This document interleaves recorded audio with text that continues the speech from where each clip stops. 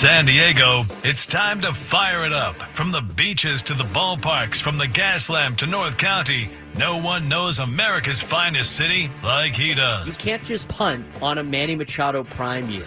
He's a fourth-generation San Diegan, born and raised in the heart of this community. Passionate, opinionated, and always bringing you the real talk on your teams, your city, and everything in between. Braden totally knows his stuff. He's ready for the next step. That guy is good. Live and local, it's the Braden Surprenant Show. But I think Braden's one of the up-and-coming young stars in the media game in San Diego. Now, here's your host, Braden Surprenant. What's up, San Diego? And a happy Tuesday to everybody out there in America's finest city. Braden Surprenant, the Braden Surprenant Show for the next couple of hours as we lead you into Gwynn and Chris. And that's it. There's no Equal Water SoCal Padres pregame show because we have the All-Star game today. Oh, look, StreamYard changed their deal today. I actually have to put a name on there, it looks like. Hello, Paul, a.k.a. Frank, on the StreamYard. That's great. So I'll deal with that later. Anyway, this is an interesting week for us just because there's no Padres baseball. It's the off week. This might be one of the most difficult weeks for sports talk radio if you're on a baseball station. That being said, we have a lot planned today. Today will be the beginning of our minor league week, where we give you an update on the minor leagues. We'll have an update on the AAA El Paso and how they have done in the first half, who's looking good, who's not. We'll have the top prospects in El Paso are doing. Later on, we will also talk about AA San Antonio as Brian Yenelson, who is the San Antonio Missions broadcaster, will join us in the 1 o'clock hour. And there's a lot of other conversations going on throughout Major League Baseball. Obviously, the draft finished up yesterday. We'll talk about how A.J. Preller has done drafting for the Padres since taking over as the general manager. He's done a pretty good job. I mean, you start looking at some of the numbers and what he has drafted.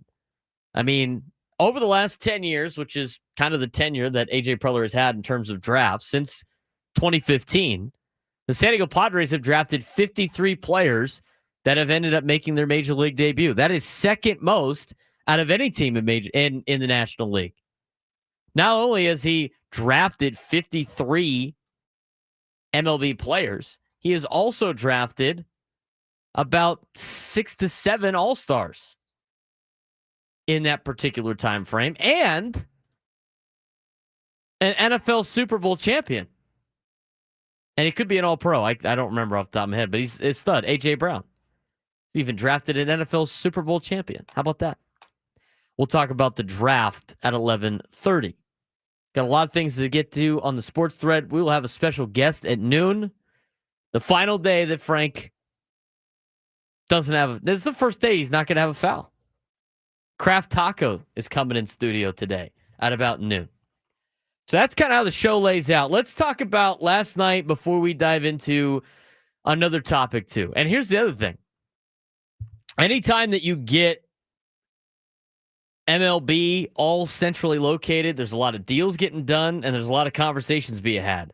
And there's a lot of talking points that have been happening with Tony Clark talking for the Players Association, Rob Manfred saying a bunch of things that he wants to see baseball do, and the whole salary cap, salary floor topic of discussion that we'll get into later on. As well as Rob Manfred at Major League Baseball trying to find ways for MLB players to compete in the Olympics in 2028. Helps out a little bit that it's in Los Angeles, makes it a little bit easier in the middle of the summer than having everybody leave the country for a couple of weeks. But another interesting topic of discussion. Let's talk about the Home Run Derby last night. Frank, did you watch the Home Run Derby last night? It was your turn to watch it. No, my fish needed to go to the dentist, No. so I couldn't be there. Sorry, It was your night to watch I failed. the Derby. My bad. I'm sorry. That's a foul. It's an emergency surgery that needed to be taken care of immediately. Sorry. Home Run Derby last night, overall. Could ESPN get any worse at broadcasting the Home Run Derby? Could the Home Run Derby be any less entertaining from a standpoint of not being able to see the home runs? I mean, it's a pretty simple task to do. Film the home run, let everybody watch the home run, count the home run, and move on to the next home run. But it's almost like it moves too fast now that you can't see every home run because they're trying to go rapid fire because it's a timed event at the home run derby. I don't know. I mean, is it do we feel like this is a proper amount of time? Has it really sped it up that much? I mean, the home run derbies before, it was like take pitch, take pitch, take pitch, take pitch, home run, take pitch, take pitch, take pitch. I mean, there's way more pressure on the pitchers now than there are in the hitters. And to me, for a home run derby, I don't really want to see quantity. I want to see quality of balls just getting crushed over the fence.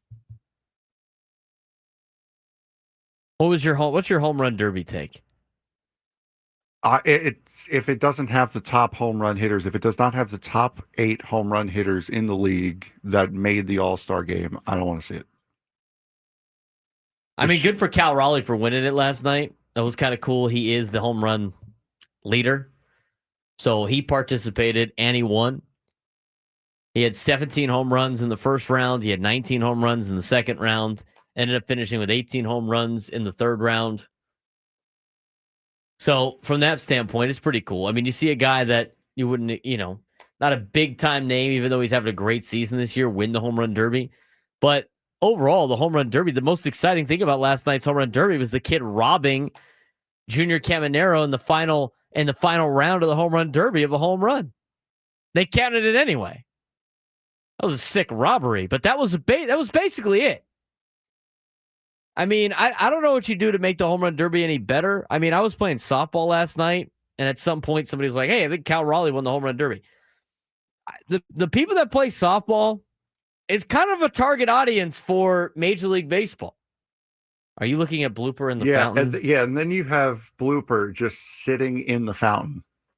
He goes from aura farming to just sitting in the fountain, not moving. I feel infinite sadness. Oh, so Matt Olson was in it just because he was the local Brave. Otherwise, he probably wouldn't have done it. Is that what we're thinking here? I would have to assume. I could see that as well. Guy hit the second least amount of home runs in the first round. Couple of things that have done right for the All-Star break this week. Yeah, and that's the other thing, too. The broadcasting is not very good. I don't know what Chris Berman needs to get paid to come back, but you got to pay him a ton of money to go back to it. Or you got to get somebody that's super excited to be there. Carl Ravitch is I don't like criticizing play-by-play guys as a play-by-play person.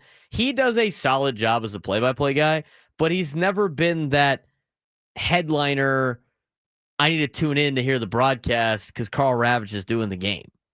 I know he does Sunday Night Baseball. He's not Matt Vasgersian. He's not Joe Buck. He's not, go down the list. If Matty V was doing the home run derby, I would be a little bit more interested. I would even take Greg Amsinger. And I'm not even a huge Greg Amsinger fan, but he's going to make it somewhat fun. I miss the back from Chris Berman over the launch angle and the exit velo really shows that I don't care about that. I want to see the guy hit the ball 500 feet over the fence. The broadcast itself doesn't make it that fun. I mean, it's just the things that they have done right, though, so far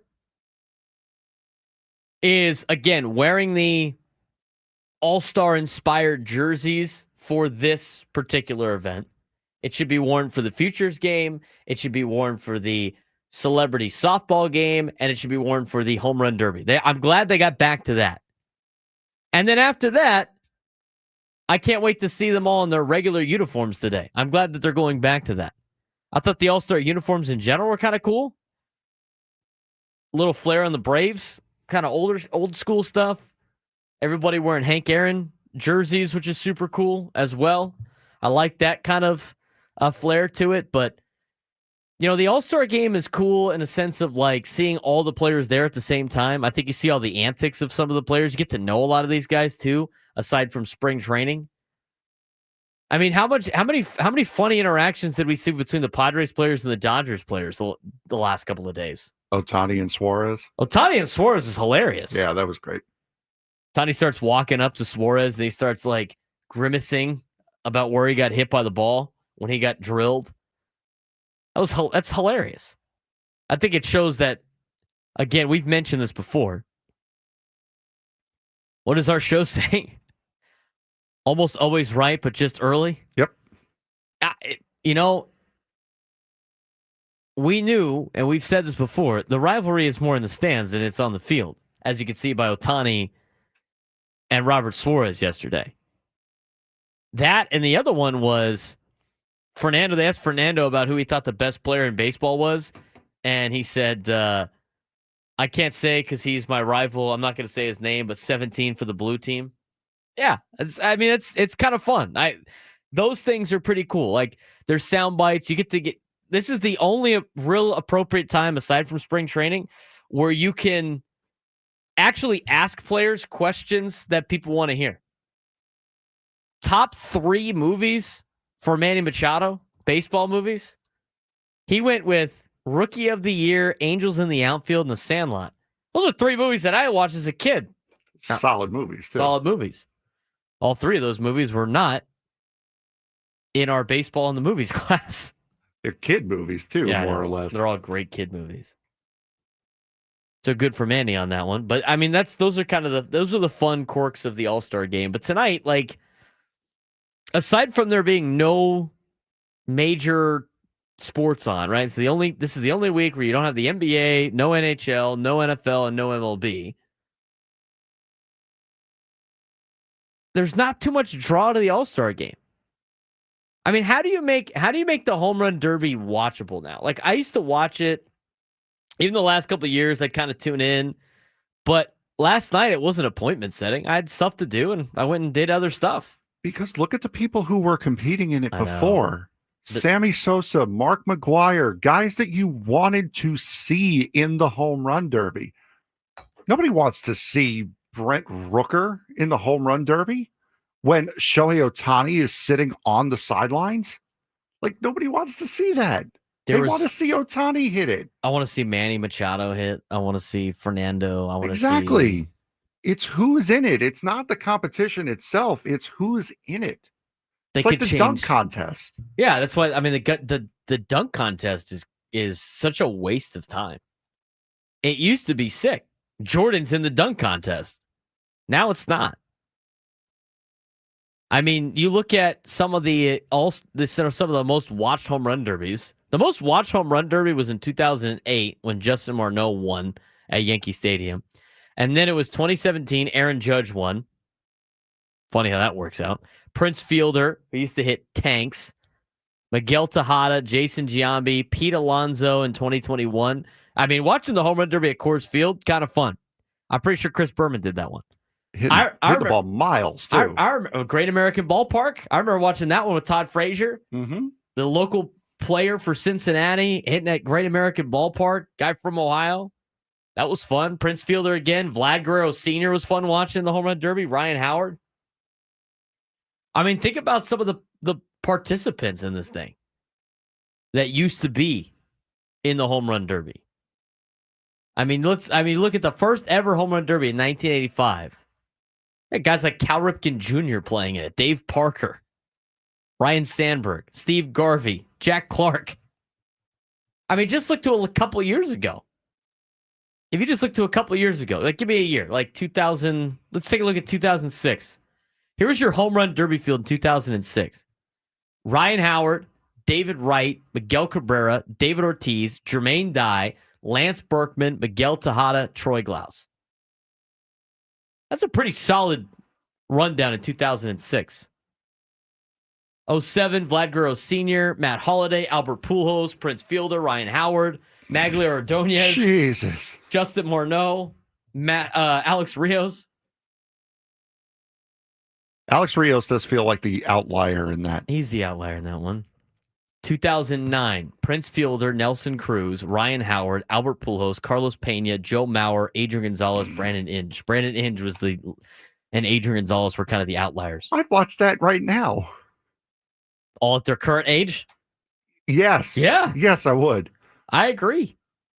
2011, Robinson Cano, Adrian Gonzalez, Prince Fielder, David Ortiz, Matt Holliday, Jose Batista, Ricky Weeks Jr., and Matt Kemp. Was that Pittsburgh Joey Bats, or was that like prime Joey Bats? That was Blue Jays Okay, Joey that's Bats. prime Joey Bats. 2011, that was right before I got to college, where he hit that bomb against the Rangers. Yes, okay. 2012, Prince Fielder, Jose Batista, Mark Trumbo, Carlos Beltran, Carlos Gonzalez, Andrew McCutcheon, Matt Kemp, Robbie Cano. Do you remember the fun part of that one? No. The fun about the one in Kansas City was Robinson Cano did not hit a home run in the home run derby. Was number one. Number two, Frank, was he was getting booed the entire time because Robinson Cano, that was when they drafted the home run derby teams. Okay. He did not draft the Kansas City Royal, whoever it was, I forgot who it was, no. to be in the home run derby. So he goes out there after winning the year before and got booed the entire round, and he didn't hit a single home run. That is must watch TV. Yes, that is. That's great. You even go to 2013 at Citi Field. Yoenis Cespedes, Bryce Harper, Michael Kadire, Chris Davis, Pedro Alvarez, Prince Fielder, David Wright, Robinson Cano. Again, I'd watch that. And that's Chris Davis before he started stealing money from the Orioles. I'd watch that too. But now you look at the last couple of years and you're just like, really? I mean, I guess 2022 is not a bad list, but even in 2022, I mean, Albert Pujols he was old at that point.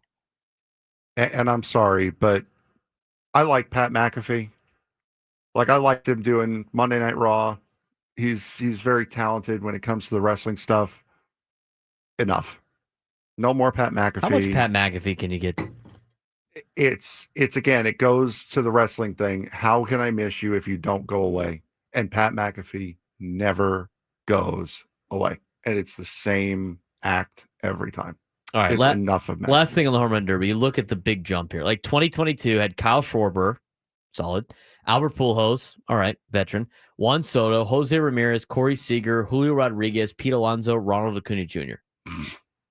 That's the last great group for the home run derby. 2023, Luis Robert Jr., Adley Rutschman, Adolis Garcia, Randy Arozarena, Mookie Betts, Vlad Guerrero Jr., Pete Alonso, Julio Rodriguez. Starting to fall off a little bit. Need a Wile E. Coyote falling off the cliff. Last year, Teoscar Hernandez, Bobby Witt Jr., Alec Bohm, Jose Ramirez, Adolis Garcia, Marcelo Ozuna from the Braves, Pete Alonso, and Gunnar Hernandez. And then last night. Last night might be the worst group I've seen in a long time. 100%. In terms of appeal, in terms of must-watch ability. So, not too much of the home run derby. It's okay. Didn't want to spend too much time on that, even though we ended up doing that. We got All-Star Game lineups for today, and coming up at 10:30. Frank's really passionate about this particular topic. We skipped it yesterday. But it has to do with a certain rookie making the All-Star team. We'll let Frank be frank with us at 10:35 as we continue. Just getting started. Braden Surprenant Show, standing as number one sports station, 97.3 The Fan.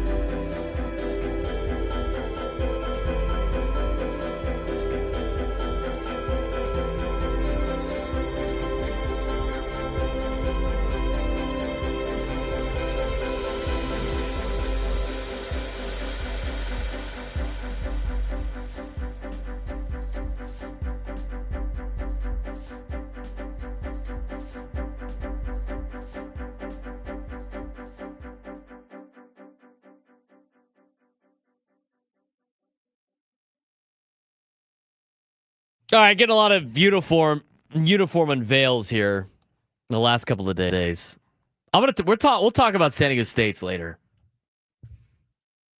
Actually, we could talk about San Diego State's right now. Did you even have it on the rundown for San Diego State's uniforms? I didn't think we did. I did not because I didn't. It's going to take like 30 seconds. Yeah, I was going to say I didn't think it would be that big a topic. What is the difference?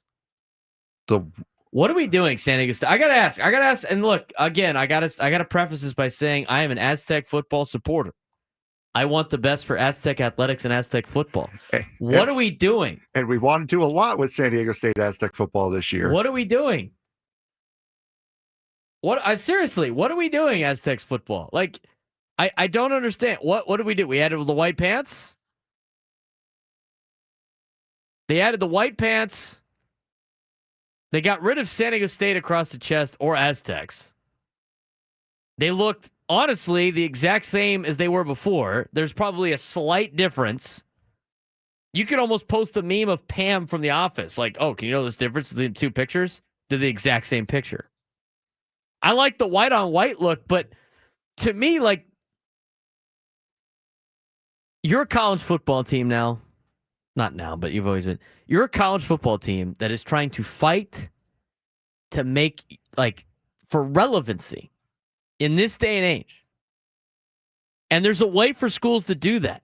I mean, let's ask Frank. Frank's the big NCAA 25 player. 26. What is it? What are we? Are we 25 or 26? No, 26. 26. He's the big NCAA 26 player. When you go on San Diego State, how many uniforms can you pick from? 2. 2. It's just home and away. What are we doing? I don't get it. Like, everybody else has like 50 uniforms. I don't think you need that much. But like I said, this design of the uniform, this basic overall design of the uniform, forget the ones that just came out yesterday. This design, like with the helmet and everything, it's all still relatively new. So it is kind of hard to have an alternate that makes sense, that's meaningful. I mean, you could do red. This should be their alternate. The Aztec calendar on the side of the helmet should be an alternate helmet. Not their everyday helmet. It is it is by far and away, and everyone says this, it is the best helmet in college football. Period. Stop. I'm going to quote what you just said, but if you're around all the time, how can I miss you? To me, it needs to be an alternate. That's fair. You have two of the coolest color combination in red and black, scarlet and black. There's so many great things they could do with old Aztec logos. They could do a script Aztec helmet, a white script Aztec helmet. They could do a chrome one. They could do a white helmet, the red chrome face, a scarlet chrome face mask. They could do a black helmet. They could do a throwback to like what the ones that like Marshall Faulk wore. I mean, there's so many things you could do. They have 2 uniforms. They should have at least 4 minimum total, including the 2 that they just brought up. When they were announcing like brand new uniforms, I'm like, okay, cool. And then they unveiled it, and I'm like, where is it? What's the new uniform? There's not a lot of, we don't get a lot of Aztec calls. I mean, Go Aztecs is in the chat. I'd like to know his opinion on it, but there's so many different things they can do. The basketball team's got more jerseys than they do. It's college football. Like, I know this helmet's great. There's nothing wrong with the helmet. But to me, like, the old Aztecs on the helmet was great. You should have more than just 2 options. When you got kids now playing NCAA, like the video game's back. When you got high school kids, all these kids now playing NCAA, they become fans of teams that they play with, and they usually play with teams that they could rebuild, like San Diego State, and guess what they do? They pick the team that have cool uniforms. What are we doing, San Diego State? I don't get it. Let's add an alternate helmet. Let's add a different jersey style. Let's add a throwback. Let's have 2 to 3, 4 uniform combinations. We don't have to look like Oregon or TCU or some of the Nike flagship programs, but you know what? It'd be nice to mix in a couple. Basketball's doing their thing. Their uniforms look sweet. I don't know what football team's doing. And here's another thing that I think a lot of people forget about, especially when it comes to the college football game. the teams do get paid based off of how much that team Yes, is this year they used do. in the game. And because of that, Delaware is doing something really cool that if you win a national title with the Blue Hens in NCAA 26, they will give you merch or tickets, depending upon where you are, if you show that you won a championship with Delaware. This is what That's I'm awesome. talking about. When we ask, like, growing San Diego State football, how do we get people to watch, people in town to be? It's this stuff. It might not seem like this is important. This is the easy part, is the uniforms and embracing NCAA 26 and, like, I don't know, getting young people to be into it. Merchandise sales. I mean, come on. How many teams? I mean, this could be a project for Frank. He could jump on NCAA 26. He could tell everybody it's for work and just be like, find me how many schools only have 2 uniform combinations on there where you can only do home and road. If it's for work, can I use the $70 I paid for the game as a deduction, as a work as deduction? A tax deduction? I think you can. I don't think anybody's going to fight you on that. Aside from maybe the super classic teams, right? Like USC. But even teams like Penn State have a alternate look or a throwback look. I think they do have an older. I just used them last night, actually, for the first time. SC or Penn State? Penn State. They have an alternate or throwback look. Notre Dame does. Did not go well for Nevada, by the way. No, they had way to flex on the Nevada Wolfpack. They had a rough time. I don't get it. I just don't get it for the Aztec uniforms. I don't think they look bad. I'm going to say that right now. I think the white on white's going to be cool. I like the helmet, but it's just like, where's the rest of it? The Chargers unveiled their uniforms too. They got brand new ones today. I can rant on that in a second.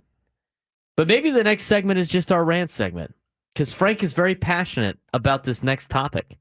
And no, it has nothing to do with Craft Taco. 71-7? What level of difficulty were you on? All-American. It was an online dynasty. My friend set it up. I had no control over it. It was All-American. They did not have a play for positive yardage in the first quarter and a half. And the very next play after they got that positive yardage play was a pick six. All right. I'm going to let Frank be Frank when we come back. You won't want to miss it. Braden Surprenant Show, San Diego Summer Sports Station 97 through the Fan.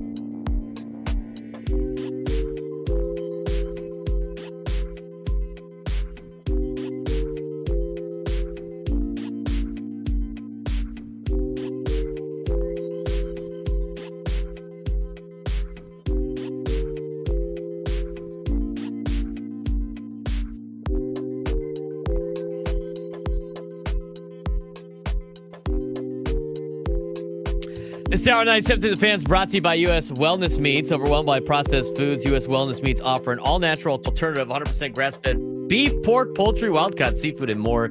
Ship free from family farms. Get 20% off your first order at uswellnessmeats.com. I might have to do that. I like grass-fed. It's usually what I try to buy. It's hard to buy. I found some at Bond's the other day, some grass-fed ribeyes. I'll be cooking those today. There you go. I've been behind in the meal prep. Saturday really put me through a tailspin for the beginning part of the week because I was tired Sunday, and then yesterday I had to catch up on some laundry and stuff, and then the early softball game at 6 was tough, and then I had to hang around until 9 and 10. So that was my night last night. Hamstring held up. Not too bad. Not too bad. The hitting was good. Didn't really play in the field until the last game for co-ed, and they're like, "Can you play shortstop?" And I was like, "Not really." What part of no lateral movements don't you know? But I did it anyway. There's not much lateral movement at shortstop. Oh, yeah. It's like the most lateral movement position on the field. I survived that. There's a couple times where I was running, and it was like, need to slow down, but made it through. All right. I'm going to let Frank rant about something in a second. We're going to let Frank be Frank. Let's be frank. But I'm going to be frank first. Not Marchese, but I'm going to be frank about what just happened as we continue our uniform coverage here on 97 through the fan. The Chargers have unveiled new uniforms. One of them is awful. And the other one is, as Braden Stone tweeted out, the biggest appeal to the original fan base, which is us down here in San Diego, that they have ever done. So they got these gold uniforms that look like they're the Oregon Ducks, almost like Justin Herbert missed being, wearing the gold. So let's make custom uniforms for Justin Herbert. And the Chargers are getting killed for those. There's not a lot of people that think those look sick. But then they have the old school, the navy blue is back. So they got the LT navy blue helmet with the white and gold lightning bolt. They got the navy blue jerseys and pants. And the thing was, it's like they posted a video about their new uniforms, and all they're showing is highlights at Qualcomm Stadium in San Diego. They continue to show this like, we have to have people in San Diego watch our deal. I mean, think about their actions. Again, we're a big, actions over words. Where are the Chargers doing a couple training camp practices this year, Frank? Here. At the University of San Diego. There you go. Here. All of their uniforms that they've done since they left have been catered to who exactly, Frank? Us. Because they know that they can't win up there. They know they can't win a fan base over there. They're trying so hard to keep people engaged down in San Diego. It's pathetic. It's almost as if they're realizing that they made a short-sighted decision. That they're stupid. And they're trying to reverse what they did because they regret it. I'm going to say right now, I like the white helmets always more and the powder blue, but since we haven't seen the navy blue since they have left San Diego, it's hit me in the feels a little bit. And that's what they're trying to do. And guess what? I'm not going to watch them still. Still not going to watch them. DSG back in the chat. 7th most popular team in LA. That's generous, my guy. I think they got more teams up there that are way more important. I think the Ontario Reign, the LA Kings AHL team, might be a little bit more popular than they are, honestly. What about the Angels? Yeah, they're not even LA. They're not even LA. They might be more important. They might be more important up there in the Los Angeles area. More encouraged to send. I think people are more interested to go watch Mike Trout play than watch the Chargers play. They actually get coverage up there. Yeah. Holy cow. It's called Charger Power on their uniforms. Yeah, exact. Coachella Valley Firebirds, I think, are more important. It's the appeal thing again. It's funny. They continue to go down this path. The navy blue hits in the fields a little bit, but at the same time, have fun going 9-8 again. That was one of the comments on their post. Team continues to put out A+ jerseys just to go 500 every single year. It's hilarious. All right. Before we get to Kevin and Chula Vista, we have a very passionate opinion from Frank about a certain someone that made the All-Star game. It was a nice, passionate debate between Frank, Paul, and Woods yesterday about this particular subject matter.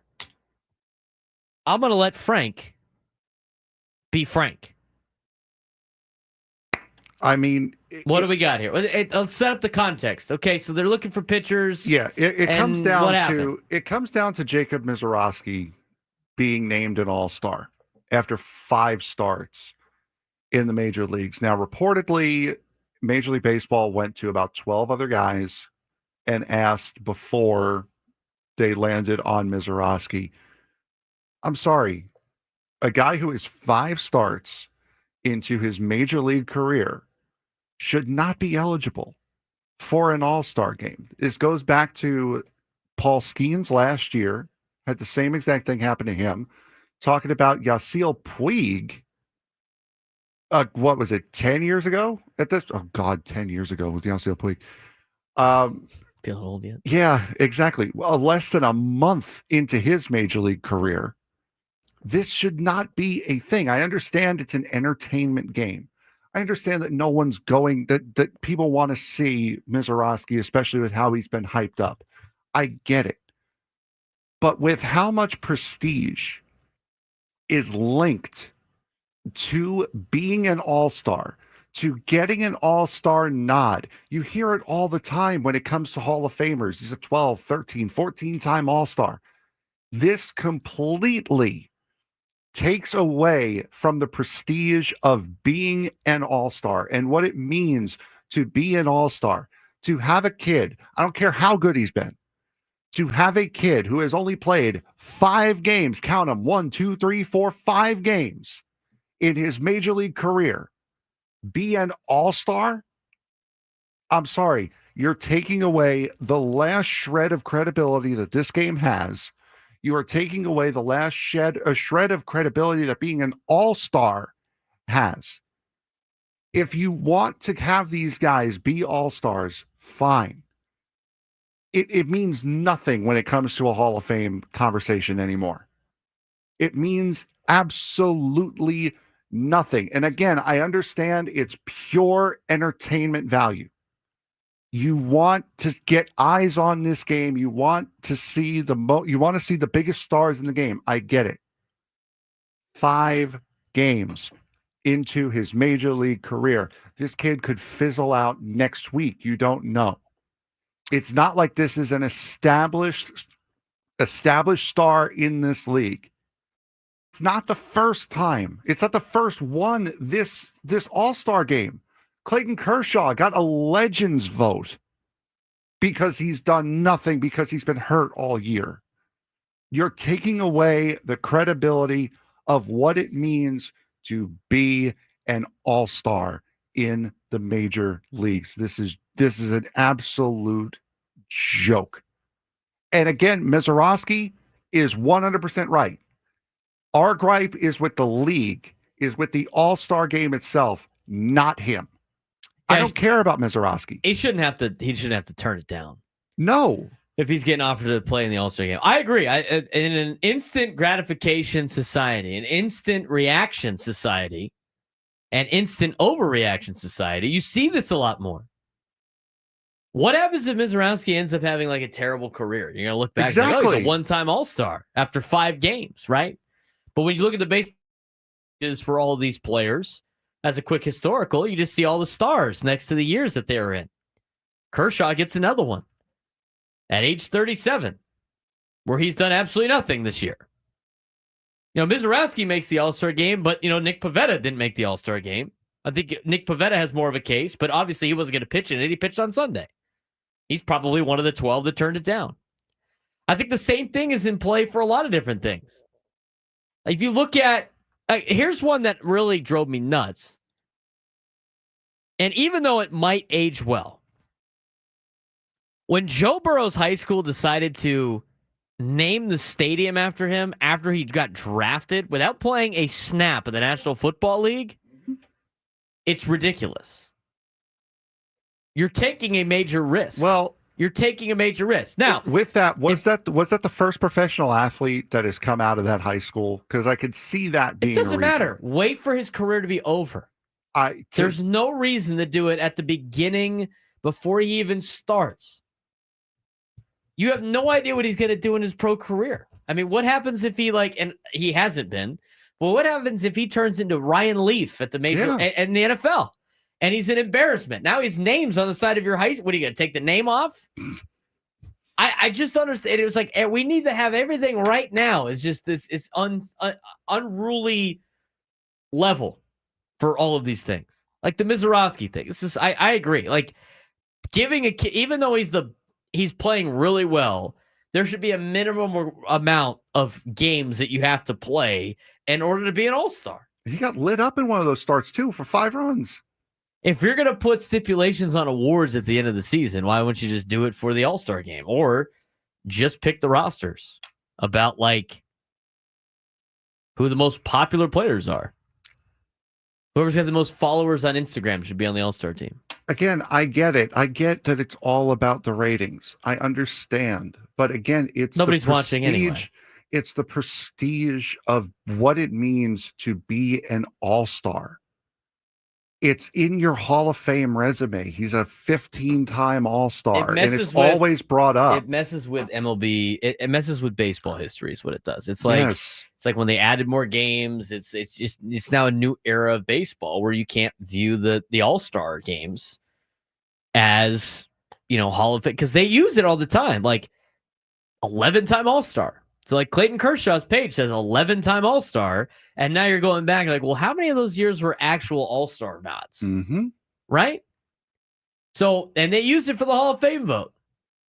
To me, if you want to make the all-star game like that, fine, but it needs to be like the National Football League that has the Pro Bowl, which we all know is a joke because so many people sit that out too because their body's beat up. They want to go play another football game. They want to get ready for the offseason. But they have All-Pro, and All-Pro is a higher level prestige than the Pro Bowl. Same thing with All MLB. Yeah. You should be getting rewards for All MLB or All National League, All American League that has nothing to do with when you pitched that weekend or how hurt you were right before the All-Star break or anything like that. It should be at the end of the year. They should have the All NL team and the All AL team, and those should be the rewards. And then if you to me, making the All-Star game it still should be an accomplishment. It should be on your resume, but it shouldn't be valued as much as an All NL award or an All AL award or an All MLB award, for the completion of your entire season. There's a lot of years guys are remember, it's all graded on the first half. Yes. A lot of guys that are all-stars that were have terrible second halves, and it's different. I mean, honestly, you could think a little bit about Fernando being an all-star this year.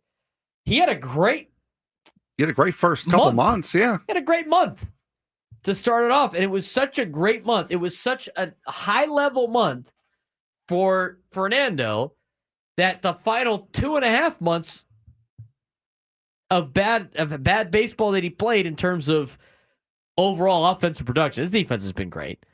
His numbers were still inflated super high because of how great of a start. Now, I think he's probably going to do a lot better in the second half. We all hope so. But still, it's like, what are we doing here in baseball? What are we doing with some of the all-star nods? The all-star game is actually watchable, not like the others. Granted, the Pro Bowl is unwatchable. The Pro Bowl is unwatchable. Same thing with the NBA all-star game. Completely unwatchable because they don't try and they don't hide that they're not trying. Yeah, they don't care. You take a look at what the NHL has done with their all-star game, where they pit the divisions together, or they pit the divisions against each other. And this year they did the 4 nations instead of doing an all-star game. I was more inclined to watch those. Exactly. This baseball all-star game means nothing right now. It means absolutely nothing. Now's a good time to tell you who's starting for the all-star teams. Yeah, exactly. Here's your starting lineup. Shohei Ohtani batting leadoff, designated hitter for the National League from the Los Angeles Dodgers. Atlanta Braves, Ronald Acuna Jr. plays right field, bats second. Ketel Marte will bat third. and plays second base, representing the Arizona Diamondbacks. Freddie Freeman of the Dodgers bats fourth and plays first base. Manny Machado in the 5 spot, playing third base, representing the Padres.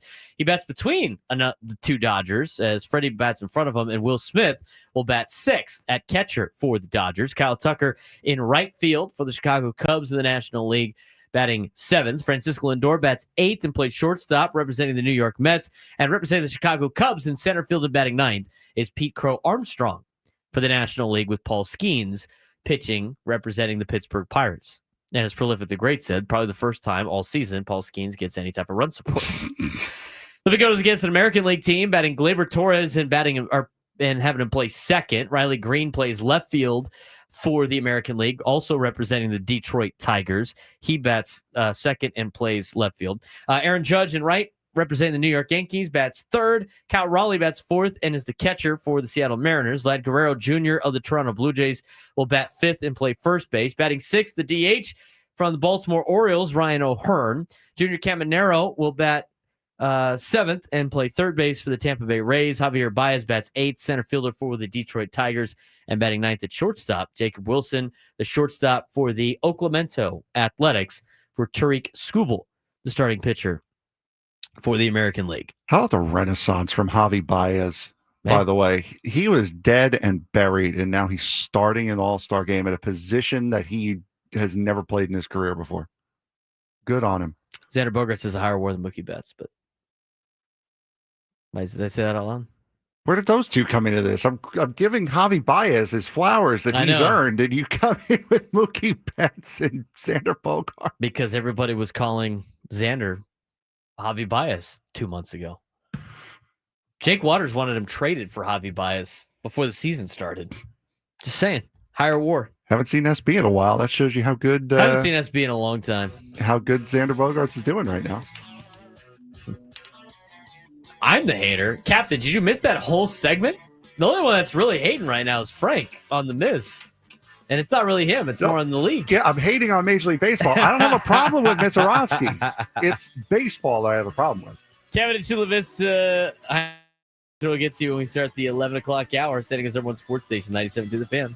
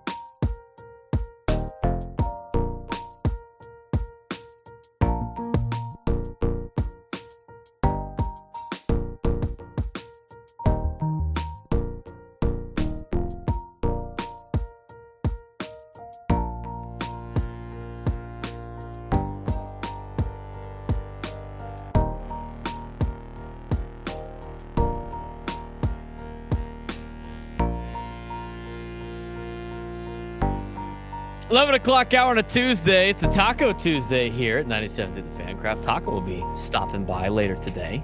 Looking forward to that. Saw the sign out in the lobby. It should have said Frank welcomes the Craft Taco instead of just Odyssey welcoming the Craft Taco. Yo, it'd be funny, honestly, if they got here and said they couldn't find the studio. They gave it to 94.9 instead. Wait a minute. How come John and Tammy are eating the tacos right now? What? Oh, we couldn't find the studio. You guys had a glass sign on a glass wall. I don't know what you want from us. They got distracted by the giant whatever animal. We don't have a meerkat on our glass. No meerkat on the glass. 833-288-0973, 833-288-0973. We were talking about Aztecs football's lack of uniforms. We were talking about the Chargers desperately trying to win over San Diego fans again with another uniform scheme. Try to get us in their fields. Didn't say the magic word. Not falling for that one. Not going to USD for the Chargers practice. Try to fool us down here with your BS. And then we talked about the All-Star game and Frank, how much he hates Mizorowski. It's how much I hate baseball. God forbid the kid makes an All-Star game. Not Mizorowski, by the way. God forbid a guy has a day and makes the All-Star team in 5 starts. You know what? Why do you hate the guy's success? I do have some bad news to give, though, that just broke from San Diego FC. We got Brewers fans coming to the studio that Captain sent us. From San Diego FC? You just asked about bad news. Milan Iloski's loan is up. Oh, he is returning to Denmark. So if you were going to tomorrow's match to see Toronto FC and Milan Iloski play, unfortunately, Iloski is now gone. And the good news is for Denmark is the breakfast burritos will be back. Yes. So, that's probably what it is. Yeah, I wonder how many people got my Jurassic Park reference there. Yes, that one I got. Didn't say the magic word. 833-288-0973, 833-288-0973.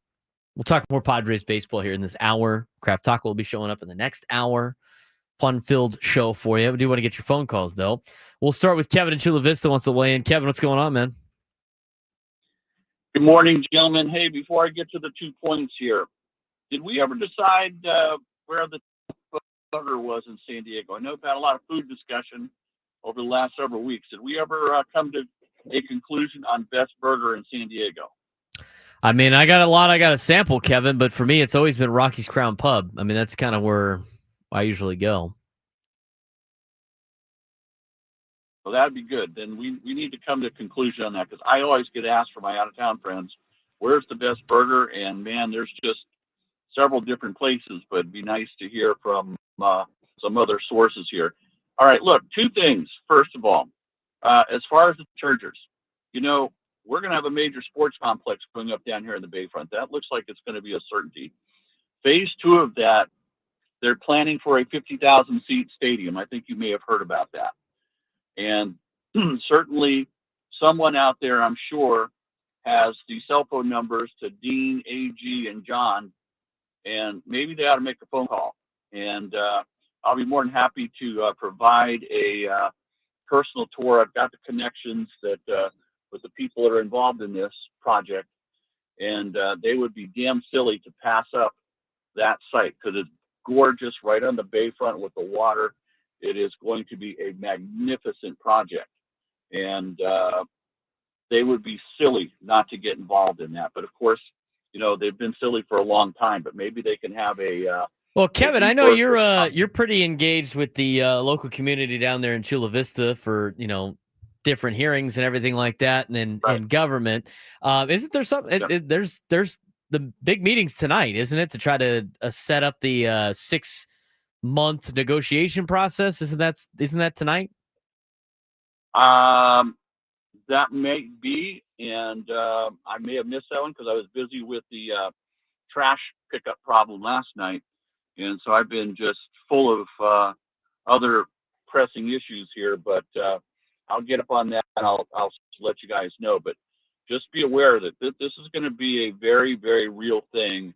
With Gaylord right next to it, you've got 1,500 million-dollar condos going on the other side of the street. It's on the trolley line.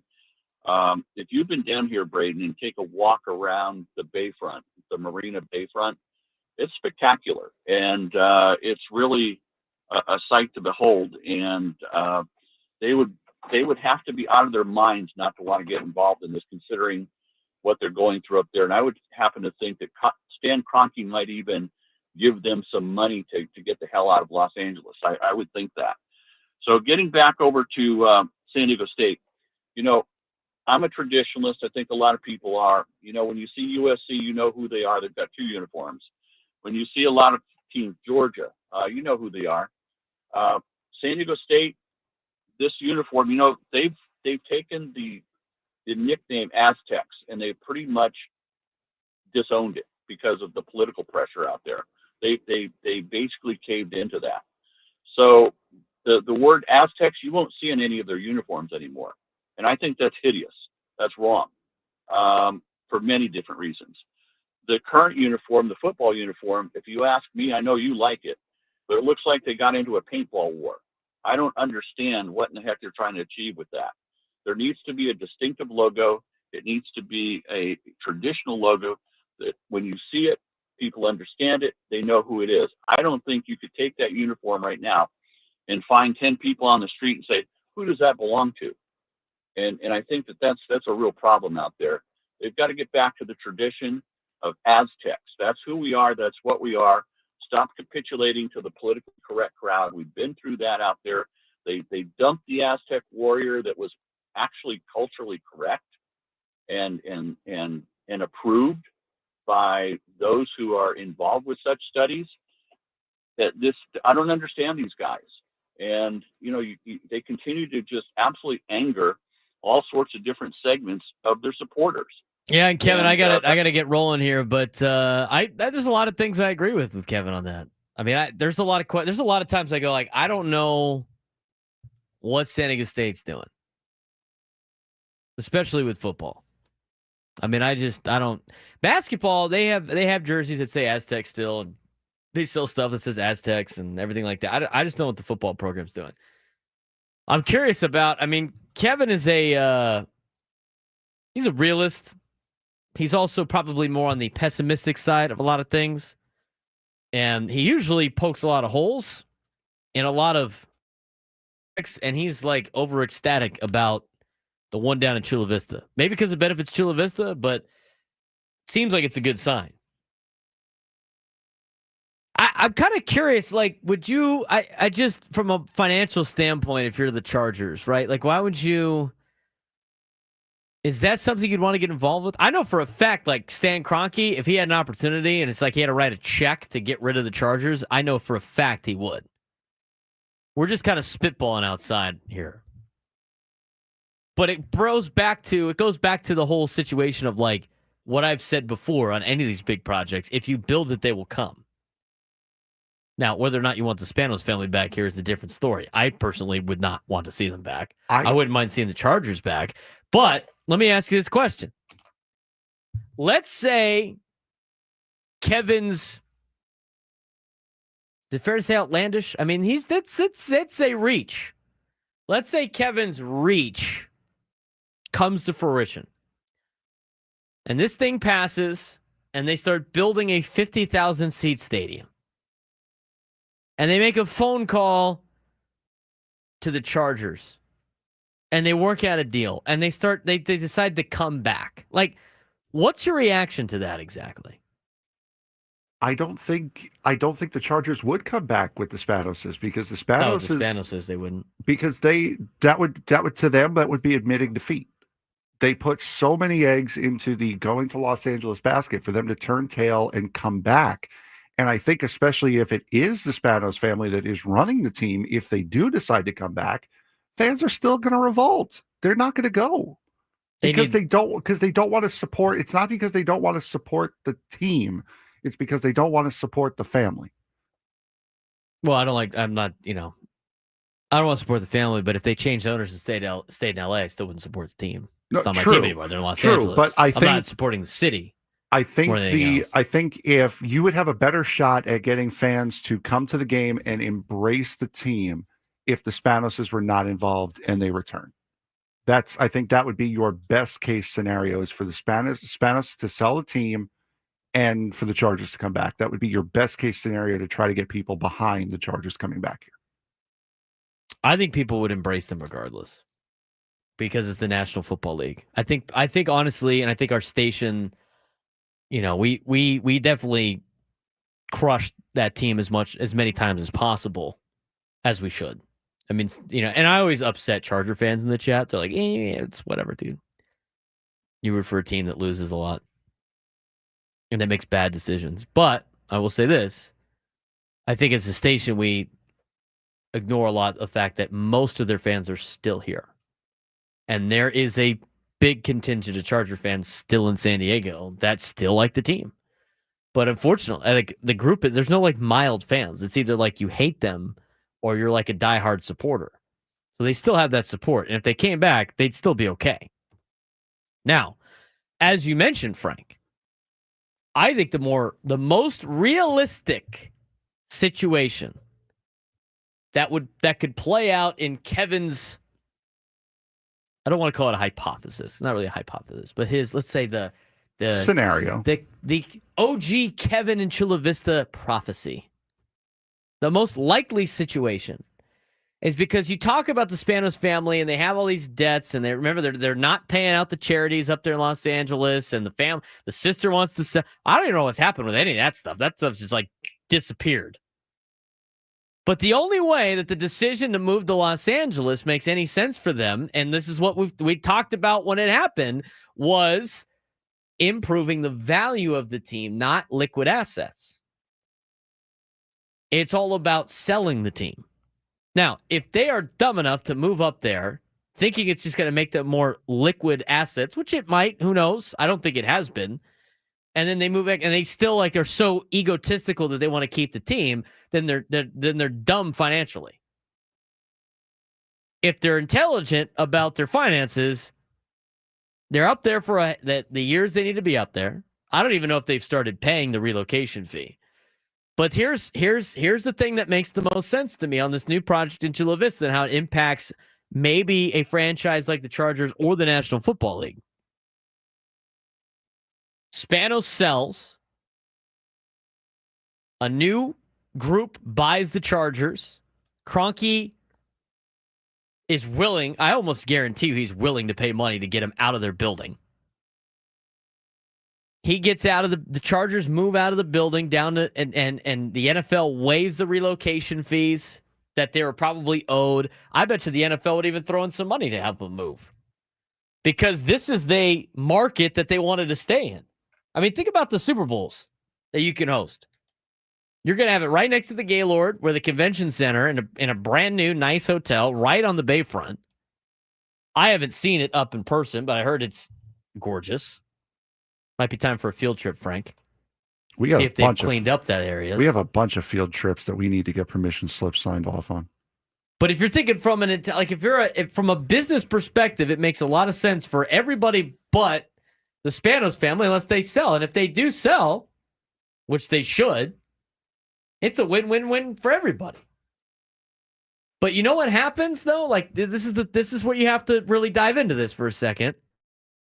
You don't spark conversations like this unless you have somewhere to play. This is why you build bigger stadiums. Like if San Diego State built an NFL-sized stadium, everybody's like, what do they need that for? They're never going to fill it. Well, if they would have built one, they'd already be having some of these conversations. You'd have more groups be willing to buy the team. You'd have more groups trying to put things together. I've heard about a couple of groups that wanted to buy the Chargers. Give them a place to be. I'd rather be somewhat part owner to throw some money at it of the stadium than renting for anybody. It's an interesting topic of discussion that I didn't think we'd get to today. But it's a win for the NFL if they wanted to come back here. I'm pretty sure that thing's tonight, if I'm not mistaken. Did we talk about that last week? I think we did. They said Tuesday night was going to, and it sounds like it's going to go quickly because it doesn't involve San Diego. It's Chula Vista. Yeah. But the structure of the deal, you mentioned the relocation fee. Have they started paying that yet? It was like $600 million. The structure of the original deal was it is $645 million beginning December 2019 to be paid off in full by December 2028. So they should be in the middle of it right now, like towards the back end of it. They should have paid most of it. But off by now. as of like last year, they still hadn't paid a dime, and they kept pushing it back. That's great. So I don't think they've paid it. I mean, I'd have to go look it up. But again, that was according to the original deal. That was supposed to be December 2019 to 2028. Right. And I know they just built a brand new facility somewhere, but you can own all those facilities. That's not going to be a deterrent for overall other things. El Segundo, according to Nathan Costa McGrath Mesa, in the chat. they buy all that. They sell that stuff. I mean, shoot, the city of San Diego is still paying off the one that was here. That didn't stop them from leaving this place. Well, you know. It's right. 833-288-0973. You want to put that in the YouTube chat? What? The poll? Somebody asked for it. What poll? I'll put a poll. That's fine. Yeah, put a poll in there about the Chargers. Oh, okay. Gotcha. Have fun with that. I will. Be creative. I plan on it. 833-288-0973. 833-288-0973. We're going to take a quick break. Jamie and San Ysidro will get to you when we come back. Braden Surprenant Show, sending his number Sports Station 97 through the Fan.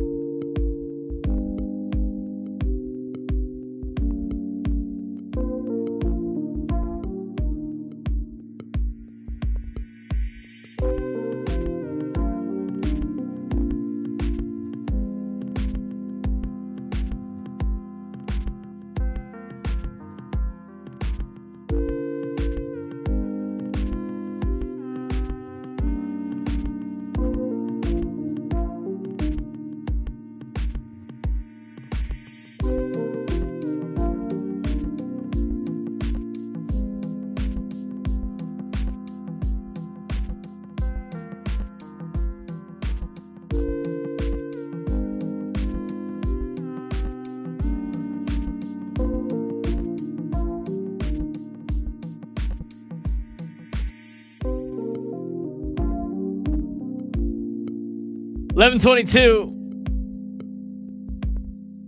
Little topical thing there, spurred by Kevin Chula Vista. It's gonna scare everybody away. The new facility down in Chula Vista. They have a big meeting tonight. We got to get Jennifer Van Grove on. Yeah, that we did talk about that last week. Either next week or either end of this week or next week. I know we got a packed house rest of the week. But I need to know more about this facility down there. I mean, it makes it makes a lot of sense. Like if you are let's think about this from a business perspective. There's probably a lot of other business people out there that could make it even more business savvy. But from a financial perspective, let me talk about it from this angle. And I'm not talking from the best decision the Spanos family could do is sell the Chargers because that's where they're going to make the most money. It ain't going to be in LA, and it's not going to be in San Diego. If they move the Chargers back, they're going to lose a little value. I don't know how much value they'd honestly lose, but their money is being made by selling the team, nothing else. But let's talk about it from this perspective. Let's say you're an investment group. Let's say you're an investment group that wants to buy the NFL team, right? Mm-hmm. Hypothetically. Spanos family decides to sell. If you have the wherewithal, and again, you have to have a big group, right? Because it's billions of dollars we're talking about here. The money is not made with the money is made with the team's going to go up in value because all teams are going to, all teams usually go up in value. That's where you make your money. You're going to make a lot of good money in the NFL. The revenue is high all the time. So owning an NFL team is already lucrative as it is. But let's say you are a group from San Diego and you buy the Chargers, okay? Mm-hmm. And the project is getting worked on in Chula Vista for this new complex. Yeah. You buy in to the project for a percentage of the stake. I mean, we're talking about an area that's going to be very, very lucrative to a lot of places. And if you decide to bring your team there, not only is the investment group that's running this project willing to give up money for certain things, because they're going to get an investment from the Chargers org, mm-hmm. and that Chargers org is going to bring the National Football League to their facility all the time. And not only that, how many times we watch the NFL draft in just undesirable locations? Are you telling me an NFL draft down at the Gaylord on the Bay wouldn't be like the greatest thing ever? Think somewhere about the downtown crowds even. They get. I mean, you are bringing in a high-level tenant, or you split it, or whatever you want to do. It's highly lucrative for whoever does it. So it makes financial sense. It makes financial sense for probably somebody to buy the team. But honestly, if you're the Spanos family, aside from the fact that your wealth is very good, to me, this makes a lot more financial sense than the money you invested in your training complex up there and staying at SoFi. To me, the reason why they're in LA is the value of their franchise. That's the only thing that makes a lot of sense. So financially, I think it makes sense. I don't think Kevin's that far off on this particular deal. Oh, and you got to remember also, there were 3 Super Bowls at the Q. Yeah, and that was you're bringing the Super Bowl back here. That was a complete pile of garbage, that stadium. It was our complete pile of garbage. It was. And we loved it dearly, but it was dump. Garbage. I have been to a lot of stadiums now in my life. Qualcomm is in my top 3 probably worst stadiums I've ever been to. Angel Stadium's in there too. Awful. There's nothing great about that place. The place has been falling apart since before I was alive. Mostly because I like put any money into it. 833-288-0973, 833-288-0973. Kevin in Oceanside, you're on the Braden Surprenant Show. What's going on, Kevin? Hey, hello, Braden and Frank. Long time since I've called. I'm more of a listener than a caller, but the conversation kind of intrigued me, and I think that if the Spanos don't want to come to San Diego, great. Who cares? Nobody likes them here anyways. They screwed us a long time ago. However, if the NFL wants to bring a team here to San Diego, Chula Vista, the Los Angeles Chargers and the Spanos family claim San Diego as their territory. So there might be a fight in order to get a team in here. Well, yeah, but who's got clout in the National Football League? Guys like Stan Kroenke or guys like Dean Spanos? What's your answer on that, Frank? Maybe the guy who built a giant stadium in L.A. It's Stan Kroenke. You know what they're going to do with Dean Spanos? They're just be like, see it, Dean. We don't care. If Stan Kroenke wants him out, he's out. And I mean, you got to understand the powers that be in the National Football League. I love hearing that territory thing all the time because people think there's like allegiances. There's no honor amongst thieves. I mean, let's think about the people that are owning NFL franchises and NHL franchises and NBA franchises. There is no honor amongst thieves. So anybody that always goes like, oh, they would never have an NHL team in San Diego because, the Anaheim Ducks would get all upset. Well, if the rest of the NHL doesn't give a rat's ass about the Anaheim Ducks and they can make them more money, they're going to be like, tough ass, dude, we're moving a team here. Mm-hmm. It's called power. That's like isn't that the whole premise of the show, old show before it was canceled, House of Cards, was like about power? Yeah. And why power is more important than money? Now, money leads to a lot of power, but I'm going to be telling you right now, like everybody that always says, well, the NBA would never allow a team now there because they already have two teams. If it makes them more money, they don't care. Especially in the Southern California market. Right. It's all considered the Southern California market. That's why, going back to a conversation we had a couple of weeks ago with NASCAR wanting to come here, that's why they tried to fit a racetrack in the LA Coliseum. That's why ever since they've left Fontana, that's why they raced at Riverside all those years ago. That's why they're talking about wanting to run a race down here on the streets of San Diego, is because they want the money from the market. Southern California is a massive, massive market. So the more exposure you can get out here, the better off your league or your sport is going to be. There's a lot of teams out there in the East Coast that are really close to each other. Yes. Big market area, too. Yeah. Philly, New Jersey, New York, all those areas. Baltimore down the road. It upsets me that you put New York at the bottom of that list behind Philadelphia and New Jersey, but I'll let it slide.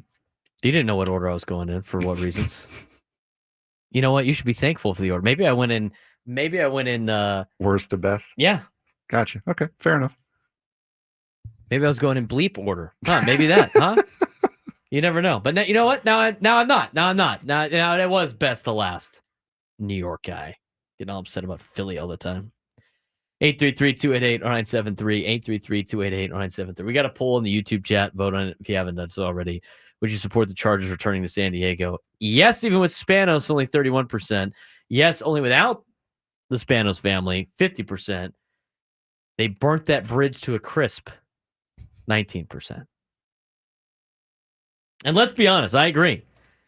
Stan Kroenke only allowed the Chargers into his building as a favor to the National Football League. That wasn't like he wanted them to do that. Because he's not making any money on that deal. He's got he gets $1. It's like a forced marriage that they had to do. He wants them out. So it'll be interesting to see what happens this afternoon in the meeting. And they got to get that thing rolling. But I agree with Kevin and Chula. They got to make a phone call. At least ask.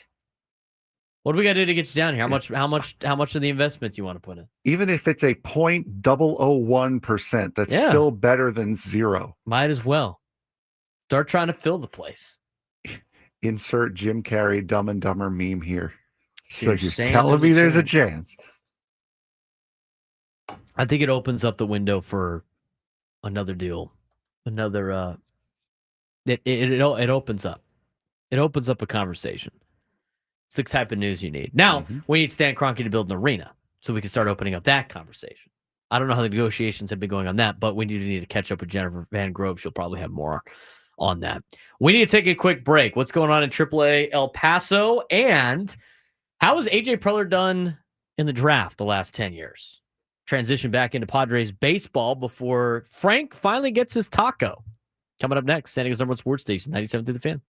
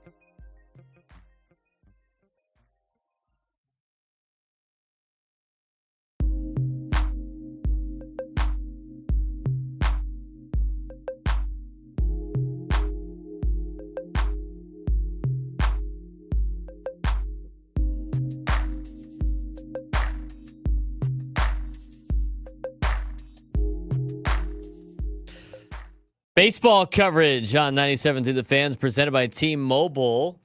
Head to T-Mobile.com and get a great deal on iPhone 16 Pro. It's about to get to Jamie in San Ysidro. He just hung up. 833-288-0973. 833-288-0973. I can't wait for the next segment. Frank's finally going to get a taco. Are they here? They were going to be here anywhere between 11:30 and 11:45. Okay, so we're in the window here. We are in the break zone.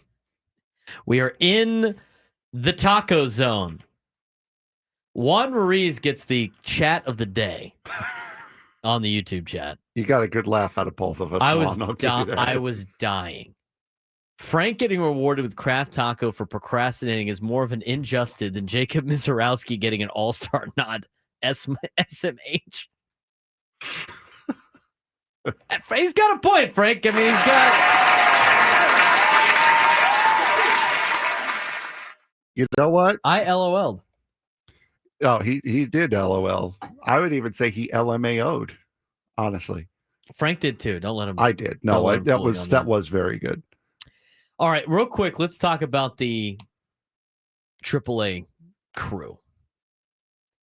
We're going to try to get you some minor league updates this week to kind of set the stage of what the Padres potentially have in the minor leagues for a trade in the next couple of weeks. Because as we saw on Sunday, Dennis Lin reported that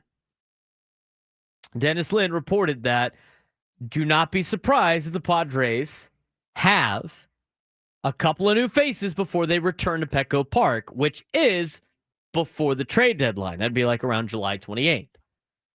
The draft has been complete. We're going to talk about how A.J. Preller has done in drafts the last, 10 years he's been the general manager, the last 10 drafts that he has had as the general manager of the San Diego Padres.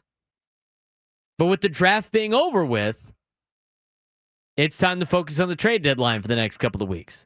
What do they have worth to trade? Well, you got to look at the minor league system for a little bit. Here's just a quick synopsis. We couldn't truly track anybody down in El Paso, but we will have later on today at 1 o'clock, we will have on Brian Yenelson, who is the broadcaster for the Missions, to talk a little bit more about AA. Maybe there's an update on Ethan Salas down there as well in terms of his injury. But let's talk about AAA El Paso. In the first half, the Chihuahuas went 38-37, third place in the PCL East, 11 games back in the league. They have already started the second half, in which they are 11-7 in the second half, puts them in first place in the Pacific Coast League East, and a game in front. Overall, the Chihuahuas this season are 49-44 and fourth in the PCL, trailing by 10 games. Top prospects in AAA El Paso. Tirso Ornelas is the 11th best prospect for the San Diego Padres, hitting .297 in El Paso, 3 homers, 30 RBIs, 34 runs scored, 6 stolen bases, but he hasn't played since June 12th with an injury. Bradley Rodriguez, bullpen piece for the Padres, potentially. 24 appearances this year. He's 5-0 with a 3.25 ERA over 27 2/3 innings, 34 strikeouts. He has made 5 starts. And in his 5 starts, he's 1-0 with a 3.38 ERA over 5 1/3 innings, 3 strikeouts in AAA. Possible arm for the future. Also could potentially be traded.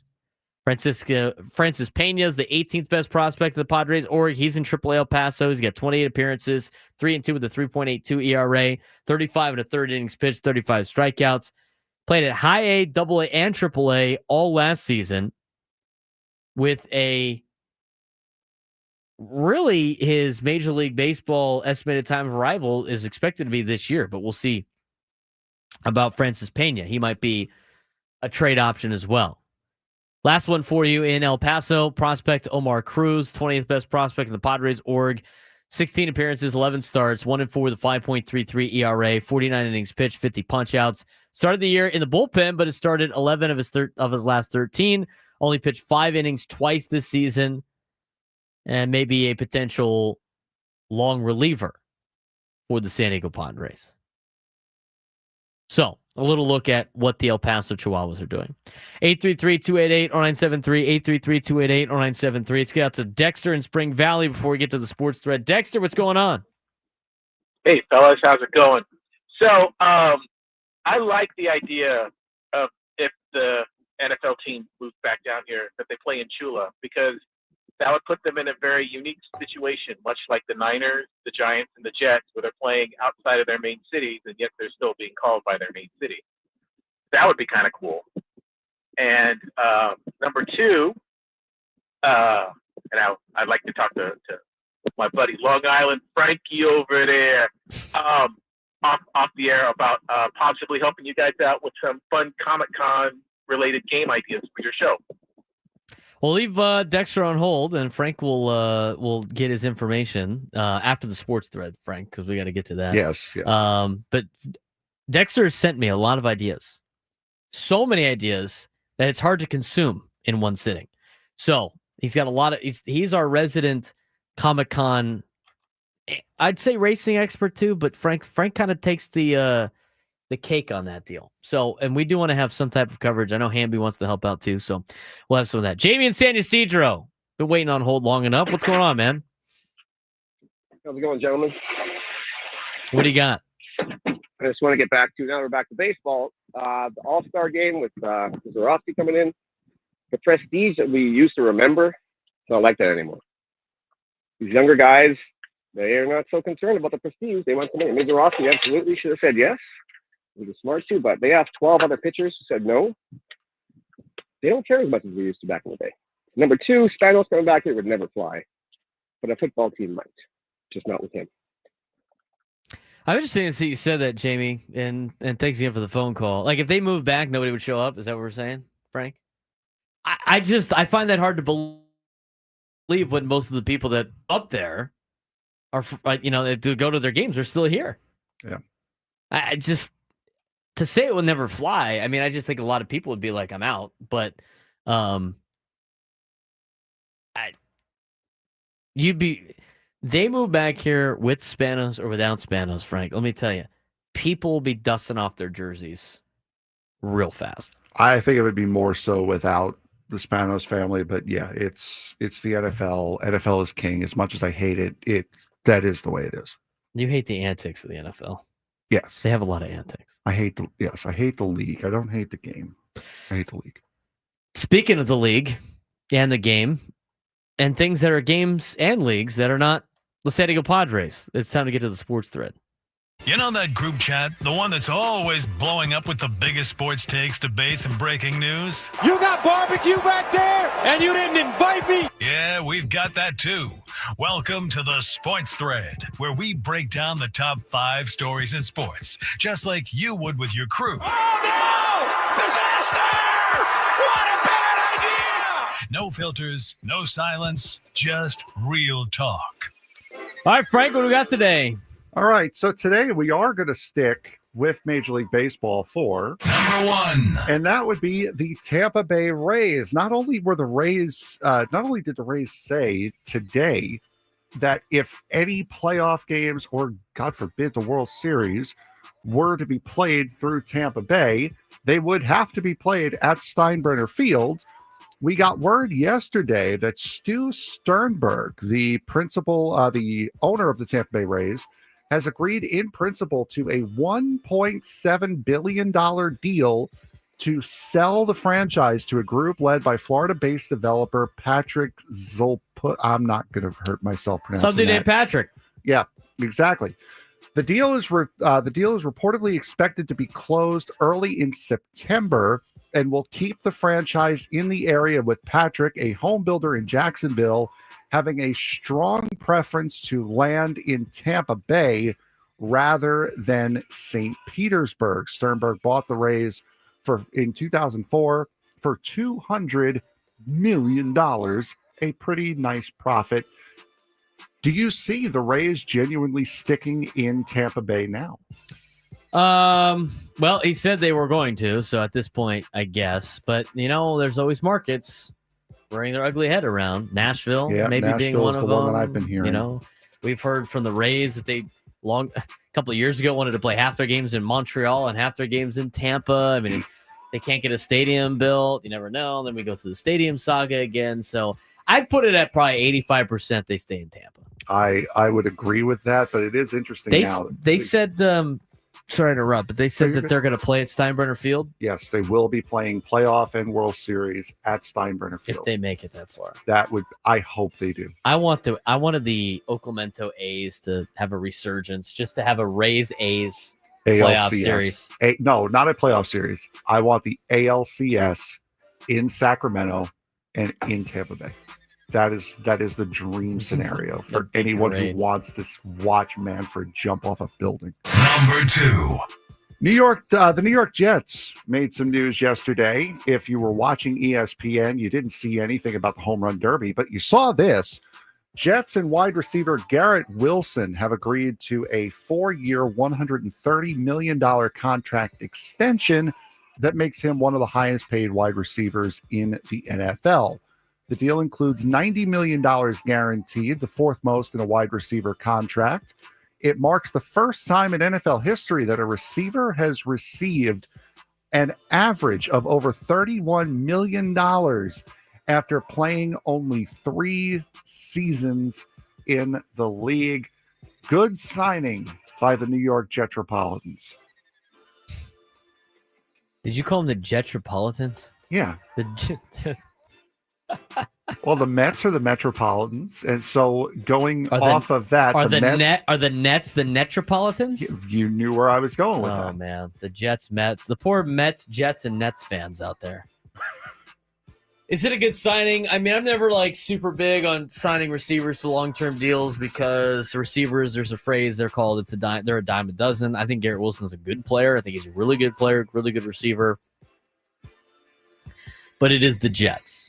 Yep. So, until they start improving again, their offensive line, defensive, I just don't know where they're at right now. It's a brand new coaching staff. So we'll see as they embark on the post Aaron Rodgers era. What a long year it was. Overall, I mean, you get to keep a good player in town. So it's every time you do that, it's good. Number 3. We're sticking with the NFL and sticking with wide receivers. This time we're going to Scraby Land in San Francisco, where Jawan Jennings, who is scheduled to make $7.5 million in the final year of his deal, wants a new contract. It marks the second straight summer for the Niners that the Niners are in this situation with a receiver who wants to be paid or wants to be traded. And this year's situation is indirectly tied to last year's scenario with Brandon Ayuk. Should teams really be giving into these players who are saying either pay me or trade me? Should organizations negotiate with... If you're giving, I'm sorry, but if you're a player giving me an ultimatum, I was around before you. I'm going to be around after you. Kick rocks. I agree. So we're talking about Jennings, right? Yes. So, how much pull does he have? How much pull does he think he has? Enough to give the team an ultimatum. Did I not just say receivers are a dime a dozen? Yeah. I just said that. It's not like, Debo kind of gave him an ultimatum, and they're like, okay, see ya. Mm-hmm. And Debo's way better than Jennings is. Even in his age that he's in right now. No. The only one to me that has any type of ultimatum are quarterbacks. Yes. If Patrick Mahomes says, pay me or trade me, okay, we got to fix this problem. Mm-hmm. But Jennings? You want Jennings for the Niners? Give me a break. What player do you think you are, dude? All right, go ahead, leave. And you know what it's going to do? It's going to cost an NFL team who's going to overpay for him. Yep.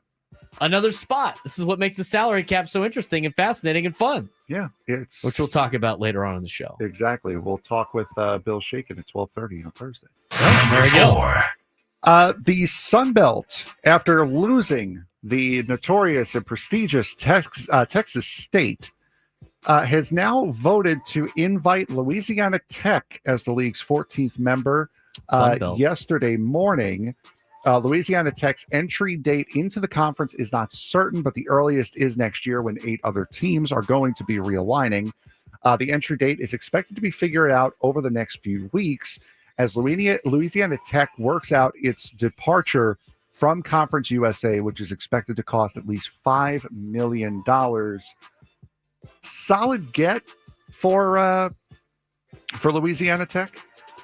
Yeah, it's all get for sorry, for the Sun Belt. Sorry. I mean, I think it's probably good for the Sun Belt for sure. I mean, La Tech's not bad. La Tech's good in a handful of sports, right? Like, the football team's been pretty decent. Yeah. I mean, what at this point, where else are you going to go? Like, they could have West Kentucky, I guess. West Kentucky would have been a decent fit, but the Sun Belt's not a bad conference. No, it's not. Marshall, Georgia Southern, James Madison, Old Dominion, Coastal Carolina, App State, Georgia State, the Ragin' Cajuns of Louisiana, Arkansas State, South Alabama, ULM, Troy. So these are all decent football schools. I think it's going to be a pretty decent conference. It's going to be a highly competitive conference. You add La Tech to that after taking Texas State out. Put it in the West Division, not too much moves around, and it's a regional-based conference. I think that's going to work out for them. Yeah, they are it is a very solid conference. It's a very solid team as well. The Sun Belt's really fun to watch if you do actually sit down and watch. Number 5. 12 hours after Rory McIlroy wrapped up his second-place finish at the Scottish Open near Edinburgh, the five-time major winner walked up to the first tee at Royal Portrush around 7 a.m. local time on 4 hours of sleep to begin his first practice round in advance of this year's Open Championship. Fans were still trickling into the grounds, and no other player was within sight as McIlroy plodded his way around the golf course, where he still owns the course record of 61. So McIlroy is really getting into the Open Championship this year. Do you think this extra practice is going to help him winning? Sometimes you don't want to practice too much. Can throw you off, stress you out. 4 hours of sleep, man. That's ridiculous. What a hero. You need more sleep. You got to get at least 8 hours, Rory. We have tacos in the building, folks. Frank Tacos are in the building. Salivating at the tacos. We're going to have Eddie from Craft Taco on with us when we come back. Talk a little Craft Taco. 833-288-973. Braden Surprenant Show rolls on. Noon lunchtime hour when we come back.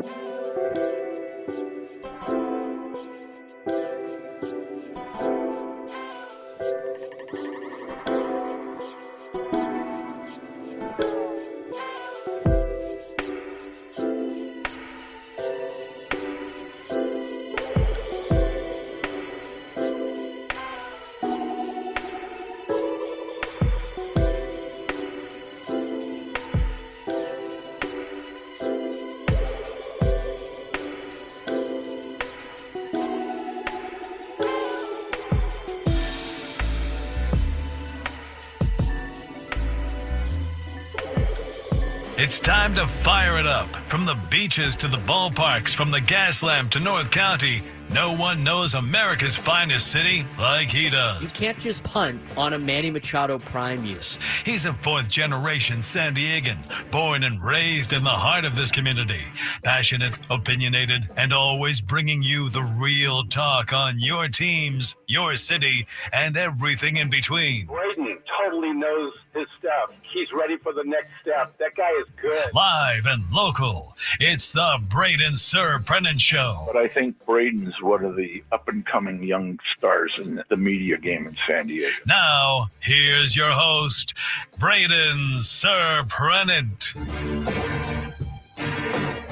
Ready for the noon lunchtime hour on San Diego's number one sports station, 97.3 The Fan. Braden Surprenant Show with Frank Marchese. It's a special lunchtime hour for us today because not only is our noon lunchtime hour brought to you by Craft Taco, both flavors at 2 locations, Sereno Valley and inside Balboa Park's Natural History Museum, but Eddie from Craft Taco is here today to join us. So, Eddie, appreciate you coming in, dropping off some tacos, and thanks for coming by. Yeah, thank you for inviting me. Let's get your mic a little bit closer to your. There you go. So we had to make this happen because Frank tried to go to Craft Taco at the Nat, and he couldn't find it for some reason. And I said, this better be the hardest place to possibly find. And then you sent us the videos, and it was right there. I don't know what. He was distracted by all the great exhibits at the Nat. But we finally get to bring him the Craft Taco. So you brought a lot of different stuff today, and this is the perfect day to do it. All-Star break, everything like that. Just real quick, how did you start Craft Taco? Born and raised San Diegan, obviously, like where you grew up and kind of the story behind what you started. Yeah, so I've always been in the restaurant industry my whole life. I grew up in a family. We owned a Mexican grocery store down in Chula Vista called Otay Farms, and just kind of been around the product. And since I got all my experience working downtown, working in restaurants throughout all of San Diego, I finally told myself, like, hey, now's my chance to do it. And so when everything slowed down during the pandemic, that's when we got our food truck. So June 2020 is when we started. We've been in business for over 5 years now. 2022 is when we moved into our first brick and mortar. And now we have 2 locations, one in Balboa Park and Sereno Valley. But definitely the hardest thing I've ever done. Well, it's pretty cool, as we're talking with Eddie from Craft Taco, who brought us some tacos today. You have a signature look on all of your tacos. And when we talked about this before, you said it was a process to get the exact consistency, the exact color that you were looking for. But tacos have a little bit of a blue-purple hint to it. Tell us a little bit about that. Yeah, it's a process making tortillas, just trying to be unique, different, and have high quality ingredients.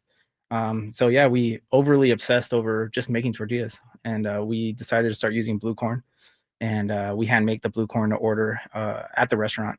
And it was a complete obsession because blue corn is very hard to handle, and we finally perfected it. And yeah, so all our tacos are served on blue corn tortillas, and which we get help from Otay Farms down in Chula Vista. How would you describe? I mean, like your the tacos in general, and I want to get into a little bit of because you're a Padres fan. You got the Padres hat on. Every time I've been at Craft Taco, the Padres have been on. You can watch the game there as you devour some tacos. But how would you like describe the style of Mexican food that you have? Because you do a lot of fusion stuff too, and mix in with a lot of different cultures, which is super cool. Yeah, I guess for the style, I like to call it San Diego style Mexican food, where I grew up in Chula Vista. I frequently get some change out of my house, go walk down to the taco shop, grab a burrito, go back home. California burritos was like way of life, carne asada fries, just so San Diego style really. And when it comes to the uniqueness, when we started the food truck, we really wanted to set ourselves apart and wanted to be one of the most professional food trucks there was in San Diego or ever was. To the point where we handmade tortillas, we got chef coats fitted for all the chefs. Everyone was in uniform. We had matching shoes. We looked like a basketball team going on court. We were all about it. We were taking orders outside of the truck, running food to tables. We had waiters. We we did it all, and expectations were really low in a food truck when you go place an order. And it was one of the most amazing things, seeing people's expressions as soon as you deliver the food or the service that they were getting, and it worked out. Yeah, so we treated people right, and we try to make really good food. Tacos are great. You also got burritos too. You brought Kevin a surf and turf burrito. You brought myself it's probably one of the better California burritos I've had in San Diego. He made sure there's no pico. Not a big pico guy, but it's not just tacos. You guys make other things too. Yeah, so we got the California burritos, surf and turf burritos. We got fish burritos, meat and cheese. We have a great happy hour, which has carne asada fries on it. Our happy hour is all, it's listed on our website, but we do half off appetizers, and then we do specials on drinks. But carne asada fries is on there. We use cochinita pibil in our fries as well. House-made Caesar salads, which the biggest reason why we have a Caesar salad on there is because Caesar salad originated in Tijuana. So it was kind of like a little tie-in between Tijuana, which is known for having amazing tacos, and paying homage to the Caesar salad as well, was something important to add onto the menu. We're talking with Eddie from Craft Taco, now, a big Padres guy. What do we feel? Padres fan, how are we feeling about the first half of the season? We get to take a little breath now after the first going in and day out. How are we feeling as a Padres fan going to the All-Star break? Well, the last couple of games made me feel a little better, but it was definitely, I don't know if it was me or what it was, because every time I would turn on the TV or go to a game, man, it was just kind of heartbreaking. Seeing all the guys left on base and everything. But the way we started the season, thank goodness we started the season that way, because we would be way behind right now, or maybe not even talking about who we're going to trade for, because we're just 4.5 games back. 5.5 back for the division. Yep. Half game in front of the Giants for the wild card spot. All-Star game tonight. You going to tune in the All-Star game appeal to you anymore? It does. Like, I want to see our boys out there just smiling. I already saw Machado smiling out there, and Suarez with the whole Ohtani thing. And, it's fun to see our guys having a good time. And this is what they work hard for, and seeing them recognized for their hard work and their dedication to their craft. And it's pretty awesome. It is meaningless baseball, but it's just fun to watch. But, we talk about the rivalry, right? And so they've been chummy with the Dodgers up there, but, You've been representing San Diego in some rivalries with LA and some cooking competitions. I know you were on a show and had a fun story of taking it to Los Angeles not too long ago. Tell us a little bit about your little food competition you had between San Diego and LA. Yeah, that's so funny you brought that up. I didn't realize that you remember that. But we when we were in the food truck, we got asked to do a TV show. And the whole concept of the show was this really popular food truck in LA. They were going to everyone's city and trying to outdo them in their game. And so they came down here, and we filmed for like 2-3 days, and they were trying to put a spin on their food, like our food, and us like their food. And of course, if I would have lost this, I don't think my dad probably would have blocked me my dad wouldn't be answering his phone calls right now. But it was definitely like one of those things. I was like, man, at the time, we weren't really winning a whole lot of games against any team in LA. And yeah, so it was like, not in my profession. I'm not gonna let this happen. You got to take down LA in every any form possible. So Eddie started the nice little run that the Padres have had by getting the first dub against Los Angeles. We got a little bit of time here, and we want to break a little early so we can start devouring some of the food that you have brought. But you got a very, very fun menu, a lot of different avenues to go. You brought us a lot of food. We talked about the breakfast, the California burrito for myself, but you brought a couple things in here, and then talk to us about some of the food items that you brought for us to sample that a lot of people can go out there and enjoy. Yeah, I brought a little bit of everything today. Of course, I brought your guys' favorites, like the California burrito, no pico, and then Kevin's surf and turf burrito. But one of my favorite things that we have on our menu is our fish taco. Let me show that really quick on camera. Yeah, we have an excellent fish taco. Of course, this is just to go. We love to plate it out and make it really nice on at the restaurant. And but our fish taco is a mahi filet. We cook it in beer batter. We use cabbage, cucumber, tomato, cotija cheese, micro cilantro, all on top of a freshly pressed blue corn tortilla. It's pretty much my mom's recipe growing up. And I just remember sitting down at the dinner table. We would always make this joke with my mom and my dad. You know, we would always say, "Mom, one day we're gonna hit it big, and we're gonna open up a restaurant for you, Mom. We're gonna serve your fish tacos, and everything's gonna be good." And sure enough, we have our taco at our restaurant, and everything is good. And then you had this one is with some ribeye and a little bit of spice. What was this one again? Yeah, so that's our bulgogi taco. That's so not very traditional, not very Mexican, but it's the flavors that really pair really well together. We did a ribeye steak. Very thinly sliced.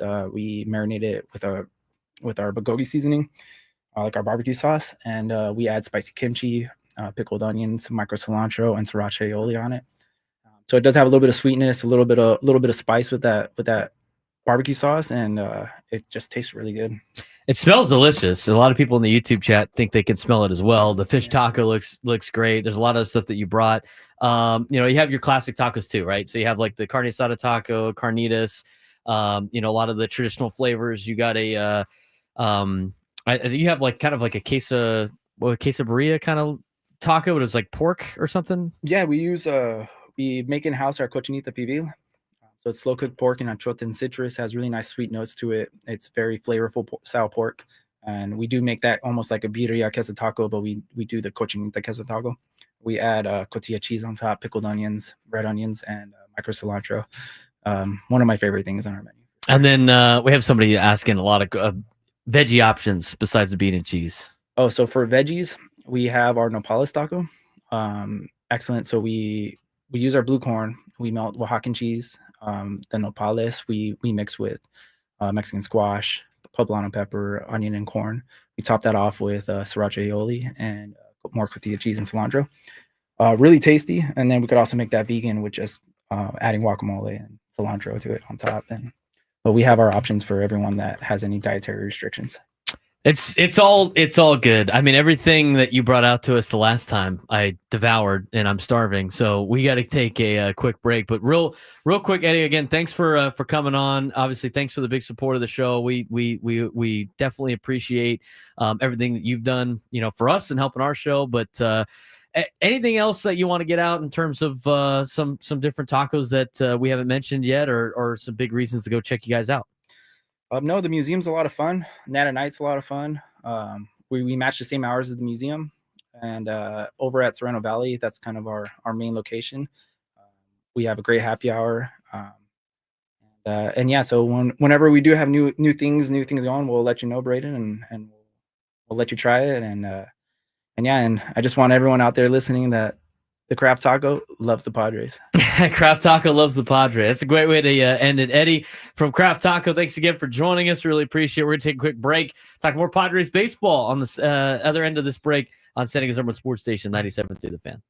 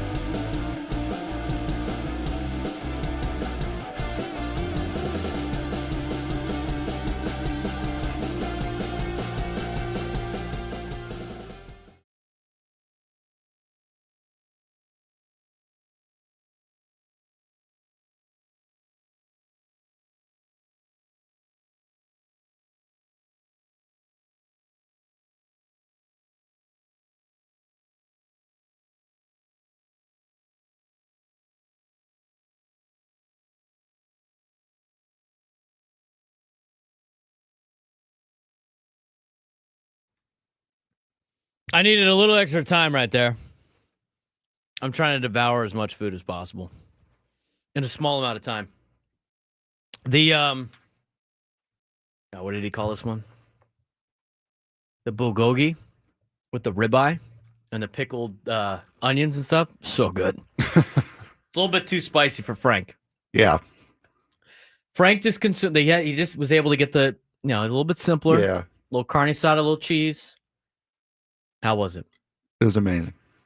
10 out of 10. We'll be going back.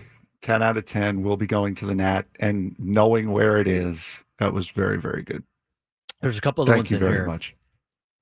The cactus one looks great. I haven't had that yet. I didn't get to have their fish taco last time, but that one's awesome. It looks delicious. I like the Craft Taco shirt, by the way. He's already repping it. Yes. There's so much good stuff. But we appreciate Eddie coming by, doing that. He's doing the rounds right now. And I'm not sharing with anybody. Nor should you. No. And I wouldn't either if I could eat more than I did already.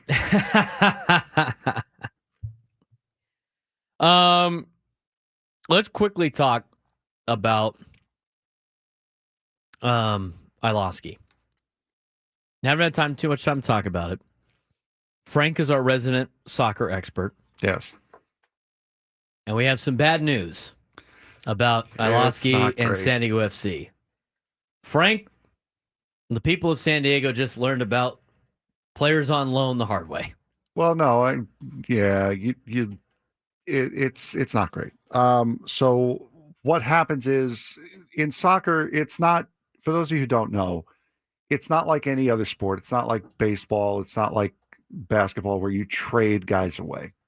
What you do is you either buy them straight up, you buy their contract straight up, or you loan them. Now, typically with a guy on loan, what you would do is you'd get a younger player to a lesser team. Like let's say Chelsea has this young kid that they really want to get playing time, but he's not good to break into the team. They'll loan him out to a lower team so he gets that playing time. But at the end of the day, he's still Chelsea's player. Right. This was kind of the case in order to fill out the roster for San Diego FC. So what they did was Ilosky was sent on loan from their sister club in Denmark, sent him here for a year loan. And this is also part of the reason why the European soccer schedule is superior, is because everything goes by it. They sent him here on loan, so he still belongs to the team in Denmark. San Diego FC and Milan Ilosky could not agree to a contract extension. So now because of that, he goes back to the team in Denmark, which is his parent club. So he'll be there and no longer playing for San Diego FC. That's a Correct. big blow for tomorrow. Yes. In which San Diego FC is back in action against Toronto FC. And before Saturday, where they play Vancouver at home, back to been a battle for first place in the Western Conference. Yes. They were able to knock off Chicago Fire last weekend in Chicago. Andres Dreyer had a goal in the 18th minute, or in the 8th minute, and then 3 minutes of stoppage time in the first half. Andres Dreyer leads the MLS with 26 goals, fifth most by a player through 22 matches in MLS history. 26 goal contributions. So goals and assists. San Diego FC now leads Minnesota United by 2 points after a second Vancouver loss in a row. And Andres Dreyer is up there for MVP levels of the MLS. So not only do you have a brand new MLS franchise here in San Diego, who are in first place in the Western Conference, but you also have an MVP caliber player. And this league also has Messi in it. It's a pretty impressive start to your first year of San Diego FC.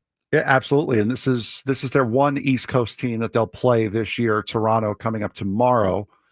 We will get into it a little bit more tomorrow. And then you also have Vancouver in the reverse fixture on Saturday. So still a big game. And Vancouver, ever since San Diego beat Vancouver about a month ago, Vancouver has not played well. They beat LAFC 1-0, and then they've lost, I believe, 3-0 their last two matches to the LA Galaxy and then to Colorado Rapids this past weekend. So they've been on a real downturn ever since San Diego FC beat them.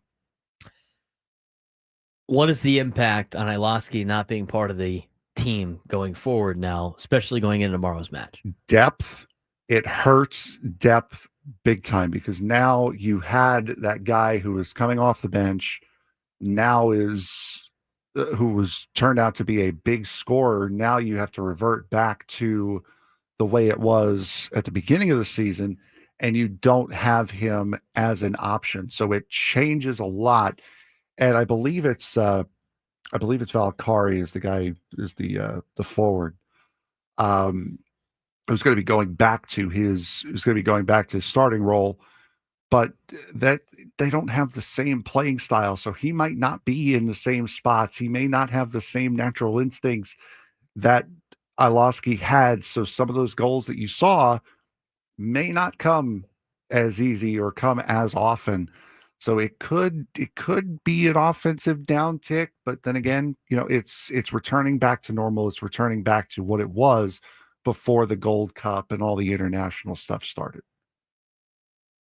San Diego FC in action tomorrow at Snapdragon Stadium, 7:30 on MLS Season Pass, and then they will be back in action again on Saturday. So a little bit of a two-game homestand here for San Diego FC as they take on Toronto FC tomorrow, and they take on Vancouver on Saturday, trying to stay atop of the leaderboard in the Western Conference. A lot of things to update you on, aside from tacos. Would you support the Chargers returning to San Diego? That was kind of spurred a little bit today with conversations about the new facility getting built down in Chula Vista and what potential, what possibilities they have out there. We had three answers to the would you support the Chargers returning to San Diego poll. 50% says yes, only without the Spanos family. 29% yes, even with the Spanos family. And 21% said they burned that bridge. So 79, almost 80% of people in San Diego would support it. But it's the National Football League, so you never know. Yeah, and again, it's exactly right. It's the NFL. The NFL rules all. And with the Chargers coming back, a lot of it will disappear. But there will be a contingency of fans, and I think the majority, at least of the 63 people that voted, that it's going to be a lot harder for them to do if it's not the Spanos family. If it's the Spanos family in charge. I think it'd just be, I don't think it's going to be water off the duck's back with them showing up if they decide to show up. And there's nothing that says that they would, and there's nothing that's saying, it's an interesting point of conversation that we had earlier today about the new facilities that they want to build down in Chula Vista, being an NFL-sized stadium, and just making a phone call, just be like, hey, part of the investment, you could have your own building. And it's low percentage, but it's still interesting. And the other thing that's interesting is somebody else being interested in buying the Chargers and then moving them to that, and then them being part of maybe the new group down there. So it was an interesting piece of conversation. What else is interesting is what's going on around Major League Baseball. And we're going to get to some of the stuff in the 1 o'clock hour on the salary cap conversation, which happened today at the All-Star game, and where the 2028 All-Star game will be if one other thing happens. But before we do that, the MLB draft happened this week. AJ Preller has a new draft class. How has he done in his tenure as a Padres general manager? We'll talk about that when we Braden Surprenant show, sending us on Sports Station 97 through the Fan.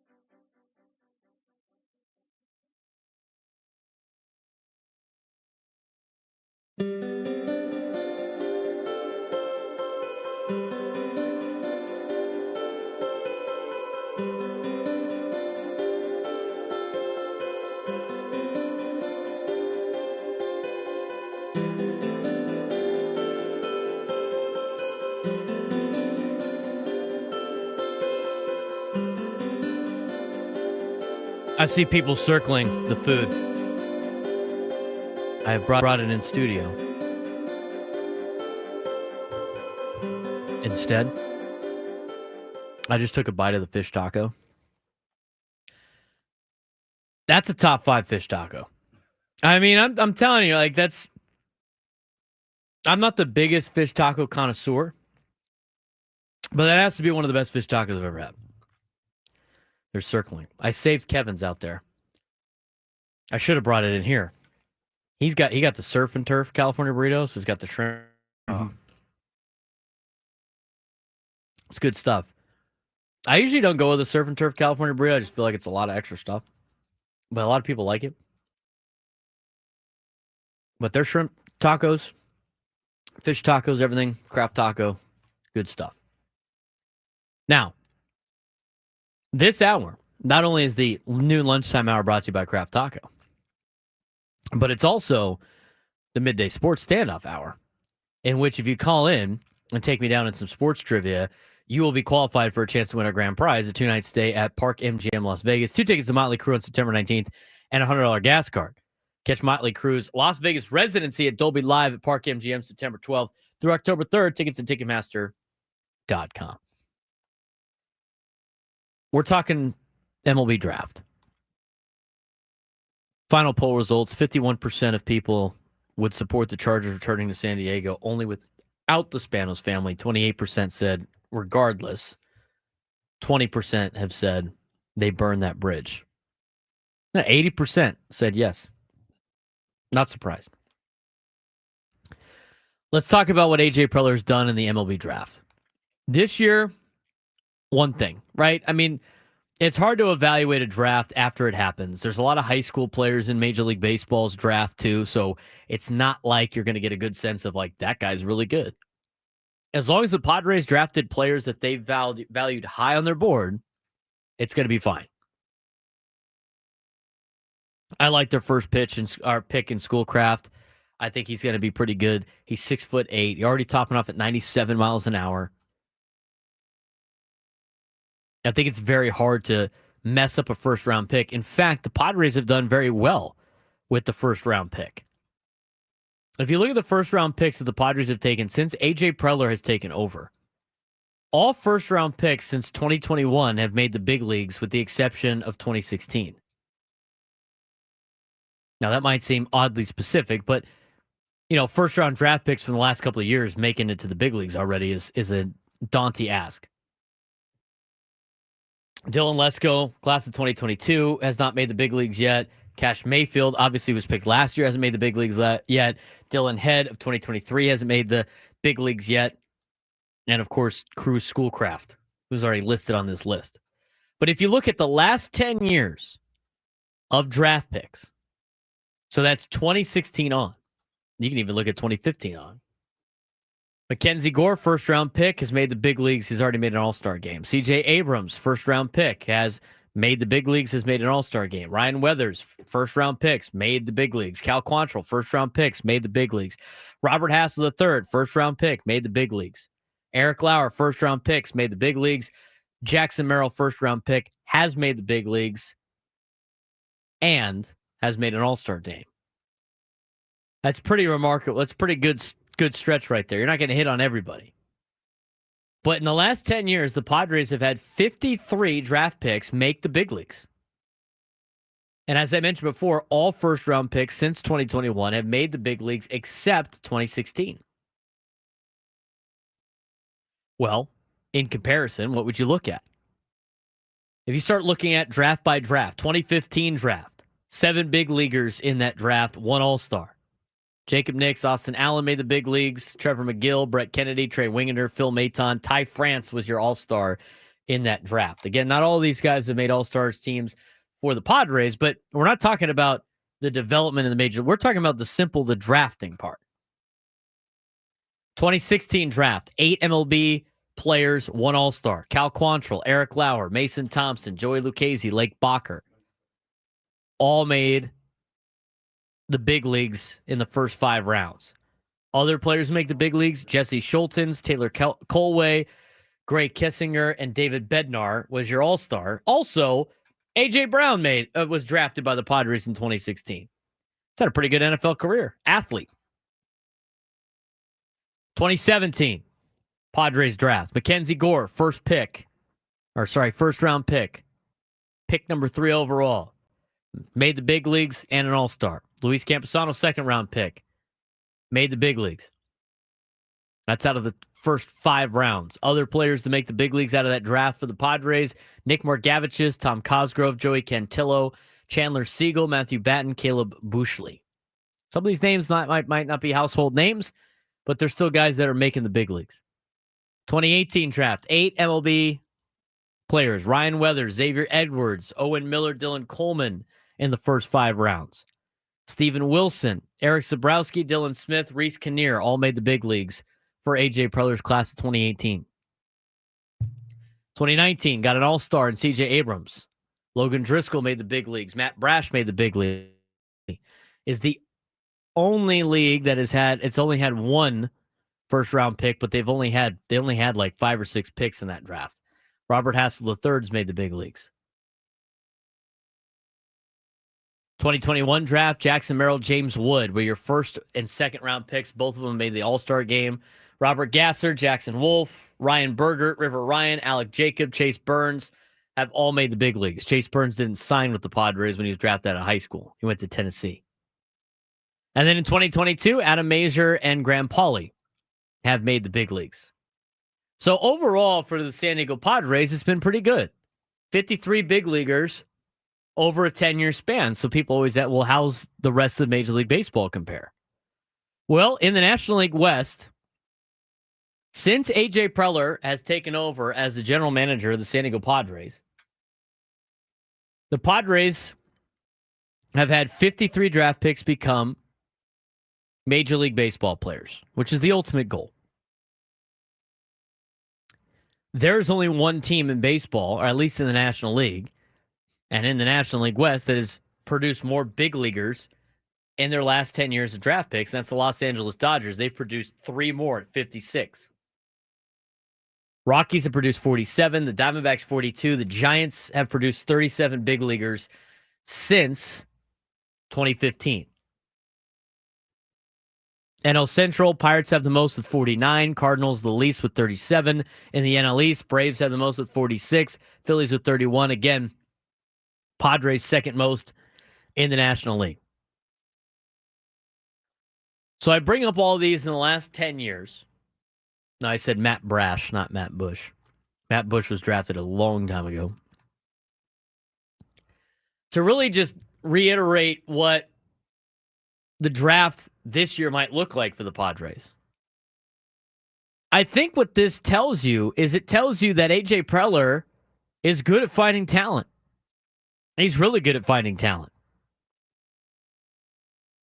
I mean, you start looking at some of the players that they've been able to get to the big leagues. And now, I will say, playing devil's advocate, I've already mentioned I'm a fair guy, trying to keep things fair. Padres like to rush guys to the big leagues a lot faster than other organizations, which could lead to having a little bit more. But they've done a great job of producing major league talent out of their drafts. So you start to think a little bit about what this last draft was, in which you got guys like Cruz Schoolcraft, who I think is going to be pretty good. And you look at some of the players that they drafted in this year's draft. Cruz Schoolcraft with the number 1 overall pick, the first round pick, 25th pick overall this year. And then waiting for, the 3rd round before they were able to get their next pick, and Ryan Weidman. I mean, all these guys are just names to you until they start performing anyway. But A.J. Preller's had a pretty good track record when it comes to drafting. Now, that being said, he does a really good job of refilling the farm system. I think he does a good job of having prospect capital. And so you start looking at some of these names that were on the list. A lot of them, obviously not part of the Padres organization anymore, but a lot of these guys have been used to bring high level talent back to San Diego. And some of these players that have been traded for high level talent to get to San Diego haven't even made the big leagues yet. Now, some of the All-Stars obviously not making the All-Star team with the Padres stinks, but it's not like they've lost a ton of those players. I'm curious to see how this next group does, and then we'll see how much longer some of the guys from 2024 remain in the Padres organization. Need a contestant for this Midday Sports Standoff? 833-288-0973, 833-288-0973. Call in and qualify for a chance to win our grand prize, a 2-night stay at Park MGM in Las Vegas, 2 tickets to Motley Crue on September 19th, and a $100 gas card. Catch Motley Crue's Las Vegas residency at Dolby Live at Park MGM September 12th through October 3rd. Tickets at Ticketmaster.com. If you could take me down in sports trivia, looks like we have a contestant. Let's get to today's game.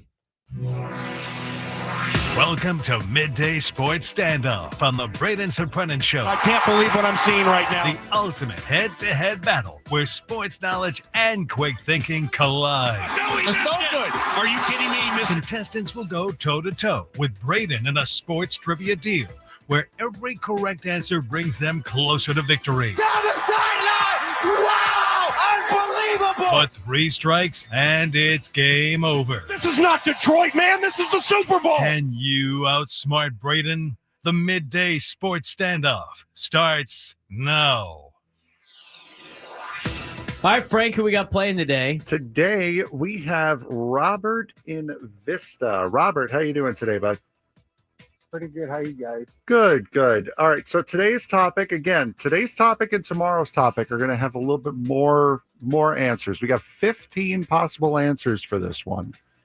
And the topic today is Padres to start an all-star game. All right, so Padres to start an all-star game. There have been 15 different Padres to start an all-star game. Robert, you have the first crack. Tony Gwynn. Going right with it. Tony Gwynn, yes. Does he get all the points for that? It's 1 point per. Oh, only to 1 point per? Yeah. All right. Fernando, 2021. Fernando. Santiago.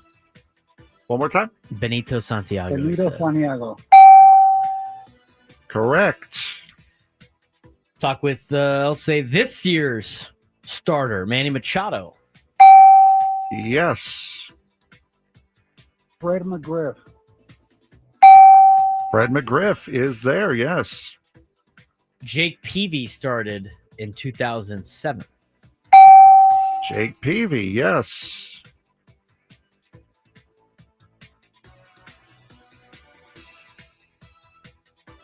Gary Sheffield. No, Gary Sheffield did not start in the All-Star game. He makes more sense than last year's starter. Jurickson Profar started last year. Yes, sir. What a year. Robert. Brian Giles. Brian Giles did not start an All-Star game. That's 2 strikes for Robert. This one's a tricky one because he wasn't voted as a starter. But even though San Diego hosted the All-Star game, the American League was the home team. Will Myers got to start as the designated hitter for the hometown club. That is correct. No bonus points for the history lesson. All right. I thought you said you liked history off air like 5 minutes ago. I do like history. It's not going to get you any bonus points here, though. Robert. Well, I tried.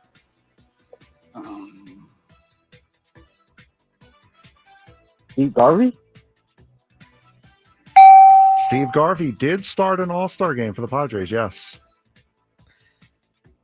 I'm going to go, I'm sure he started an All-Star game because they wanted the games to go quick. The left-hander, Randy Jones.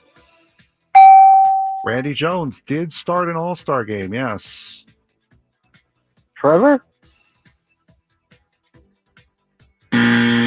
No, unfortunately not, and that is 3 strikes.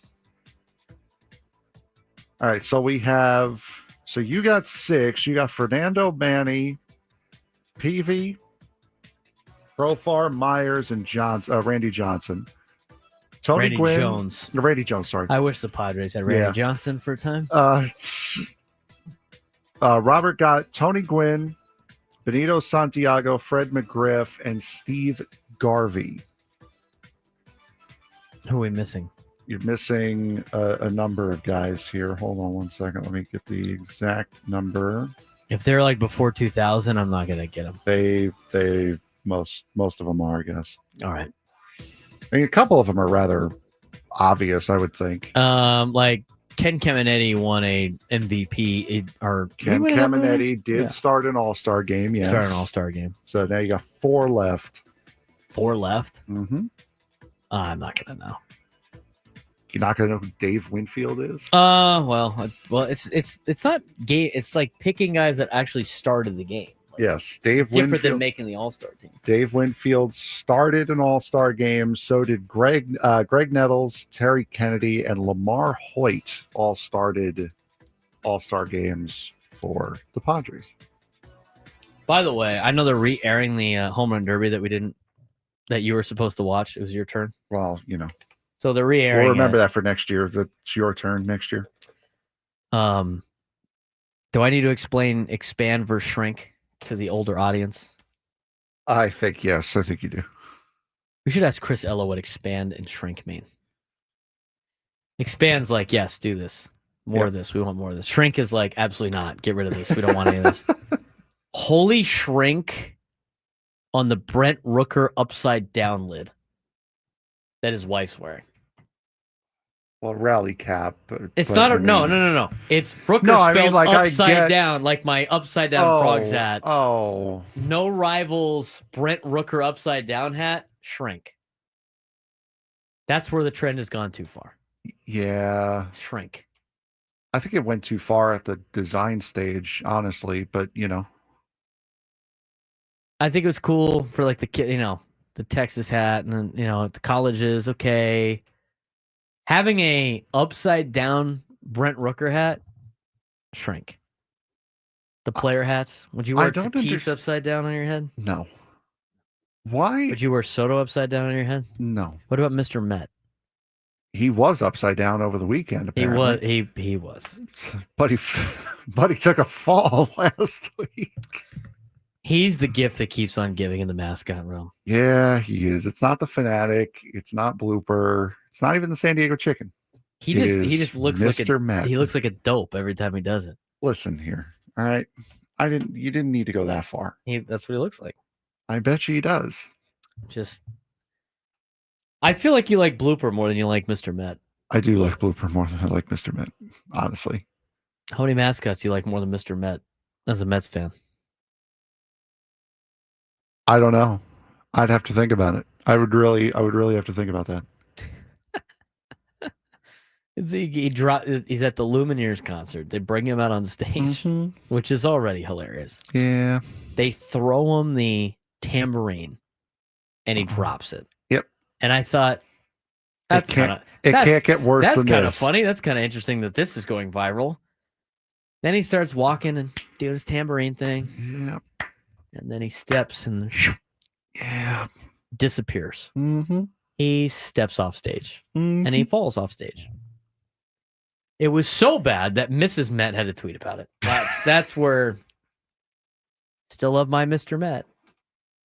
As she's hanging out with Mr. Redlegs. And of course, it was Adam had to send me the video of it even better. Hours after I saw it, asking if Blooper had anything to say about it. And he did the next morning, unfortunately. But Blooper didn't take a shot at Mr. Met. He took a shot at the Lumineers. Said the fact me being at a Lumineers concert would be the most shocking thing. I think he said so. Wow. So I like the Lumineers. He left Mr. Met out of it, but he torched the Lumineers.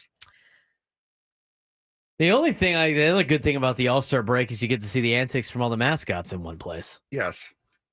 Which is always great. What's our friend Dinger up to? I don't know. I haven't seen any of the coverage. What's our friend Blue up to? The Friar there? I have no idea. They should have brought Blue out with... I love Blue. Isn't the Indianapolis Colts guy? Yes. Should have brought him out with Pat McAfee.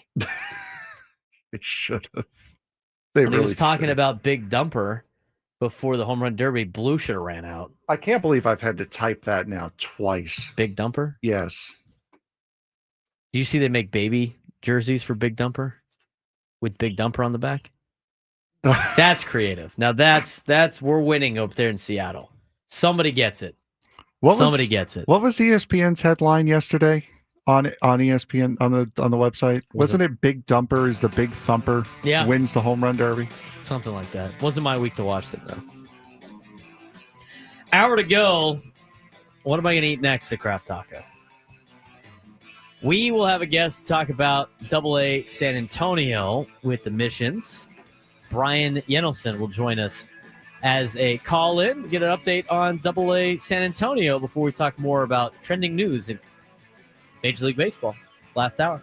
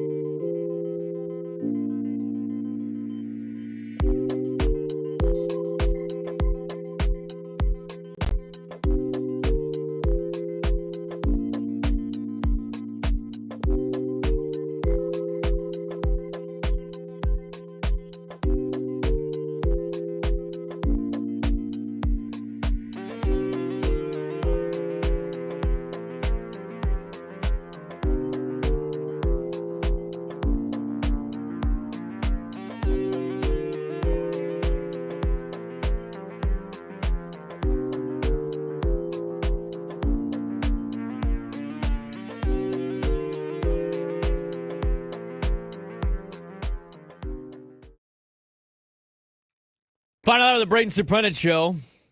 I'm fighting Frank on what tacos to eat here. It's been a battle. Each picking our own. It has. It's like a draft. It's like a taco draft. And the best part is like the tacos are just easily to eat. Even for Frank, who can't eat as much as he used to, keeps picking them apart. We haven't got to the burrito yet. I didn't want to fill up for the burrito, but that might be my dinner tonight. I'll tell you what, tortilla chips, fresh tortilla chips with salt on them, very underrated. I don't know why people think that salt doesn't belong on those things. They're so much better with salt. Rod goes, who's eating the fish taco? I am. I'm eating the fish taco. Yeah, he can have that the is fish one taco. of the better fish tacos I've had. He can have the fish taco. That's fine. I wouldn't be able to eat it right now anyway. 833-288-0973, 833-288-0973. Let's talk as we continue our coverage of the minor leagues this week during the All-Star break. We're going to welcome in San Antonio Missions broadcaster Brian Yenselson, who joins us now on the Braden Surprenant show. So take a look at how the first half went for the San Antonio Missions and some of the top prospects for the San Diego Padres that either could be traded or could become future Padres and how they're doing so far this season. Brian, what's going on, man? Not much. Thank you so much for having me. Excited to join you guys. No, we appreciate you jumping on with us. Just overall recap for us. I mean, you watch them every single day. How have the Missions been doing so far in the first half of the season as they just completed it? You know what? It's been a super fun year, honestly. We're currently on a 5-game win streak. Just got back from a long road trip in Wichita, Kansas, and it went really well. Lost the first game of the series and now have won 5 in a row. So kind of on a groove right now, tied for first place in the second half. And that first half ended a little suddenly and not the way we wanted it to. All the Missions had to do was win one more game and they would have won the first half. But unfortunately fell just short in that last game of the first half against Frisco. So Midland, even though it was a tie between San Antonio and Midland, the Rockhounds ended up taking it with the tiebreaker. But if you look at the overall record, already starting to combine the second half, the Missions have the best record in the Texas League South. It's been very consistent. The pitching has been phenomenal. I think that's definitely the most exciting piece of the Missions and the relievers, especially. I mean, you look at our team, we've been kind of picked apart from the Padres and AAA El Paso. We've had 9 pitchers called up, including 3 of them that have debuted with the Padres, and 2 of them are still there, David Morgan and Eduardo Nunez. So the pitching has been where our strongest suit has been. The offense is starting to come around as of late, but overall, it's been a super fun year in San Antonio. Sorry with the San Antonio Missions broadcaster Brian Yenselson on the Braden Surprenant shows. We've taken you a little preview of what's been going on down in the minor leagues, down on the farm.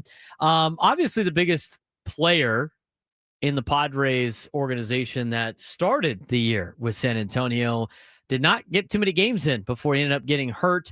That'd be Ethan Salas. He only played 10 games before being put on the injured list. Seemed like it was going to be a long time on the injured list, if not for almost the entire season. What's the latest update that you have on Ethan Salas down there in San Antonio? Yeah, that was definitely someone we were super excited to have back. I mean, he came up with us in 23 when he was still even younger than he is now, and everyone was thrilled to have him start the season. Unfortunately, he's had that injury keep him off. I think the latest we know is the same thing that AJ Preller has said in the past couple of months, is that he's out with some back issues, and I think late July was kind of an early barometer as to where maybe he could come back. But that's all we've heard. We're all very excited to have him back eventually. But, you know, everything kind of happens for a reason. And if you look at our roster, the only guy that I was totally shocked to see on our opening day roster was Brandon Valenzuela. And with Ethan there, it was a question of who's going to catch and how often. And Brandon actually made it to AAA at the end of 2024, so we didn't really expect him to start with us. But boy, have we been super lucky to have Valenzuela. You know, he leads our team in home runs. He leads our team in runs batted in, and he has become such a dependable catcher behind the plate. And you really wonder how much he would have played and how much he would have caught if Ethan had been healthy this entire year. So we're definitely excited to have Salas back when he's back, and that might mean that Brandon goes up to AAA or maybe the big league club with a need for catching up there. But he's been as clutch as he can be. He's had 7 game-winning hits, including 4 walk-offs. And so I don't know where we would be without Brandon Valenzuela. He's definitely stepped in with Ethan Hurt and led our pitching staff, been a captain, and just done everything that you can imagine. Well, you beat me to my next question. I was going to ask about how Brandon Valenzuela has filled in with getting more opportunity. Obviously, the catching situation has been a problem for the Padres, at least offensively. What are some reasons that you have seen out of Brandon Valenzuela that the scouts have talked about of why he could potentially help the Padres in the near future at the catching position? He's worked so hard at the catching position. Our manager, Luke Mons, has been with the Missions for 3 years now, and Luke himself was a big league catcher, spent some time with the Athletics and with the Washington Nationals, longtime minor league player, but did get some major league experience. And they are out there every single day working on receiving and framing. And Luke is pretty hard on him, I would say, getting to be around the guys, traveling with them. I get to see some of these conversations that they're having. And Luke is tough on Brandon, and I think it's because he really sees that in him. But this year, he's throwing out over 30% of base stealers. He is calling games for our pitching staff that has been so talented. He's bilingual, so he's from Mexico, but he speaks English. I think as a catcher, that becomes super valuable. And he's a switch hitter. He gets it done from both sides. At the beginning of the year, you couldn't get him out hitting right-handed, and now he's hitting all his homers left-handed. So he's one of those switch hitters who's not just there for vanity, but he's truly producing from both sides of the plate.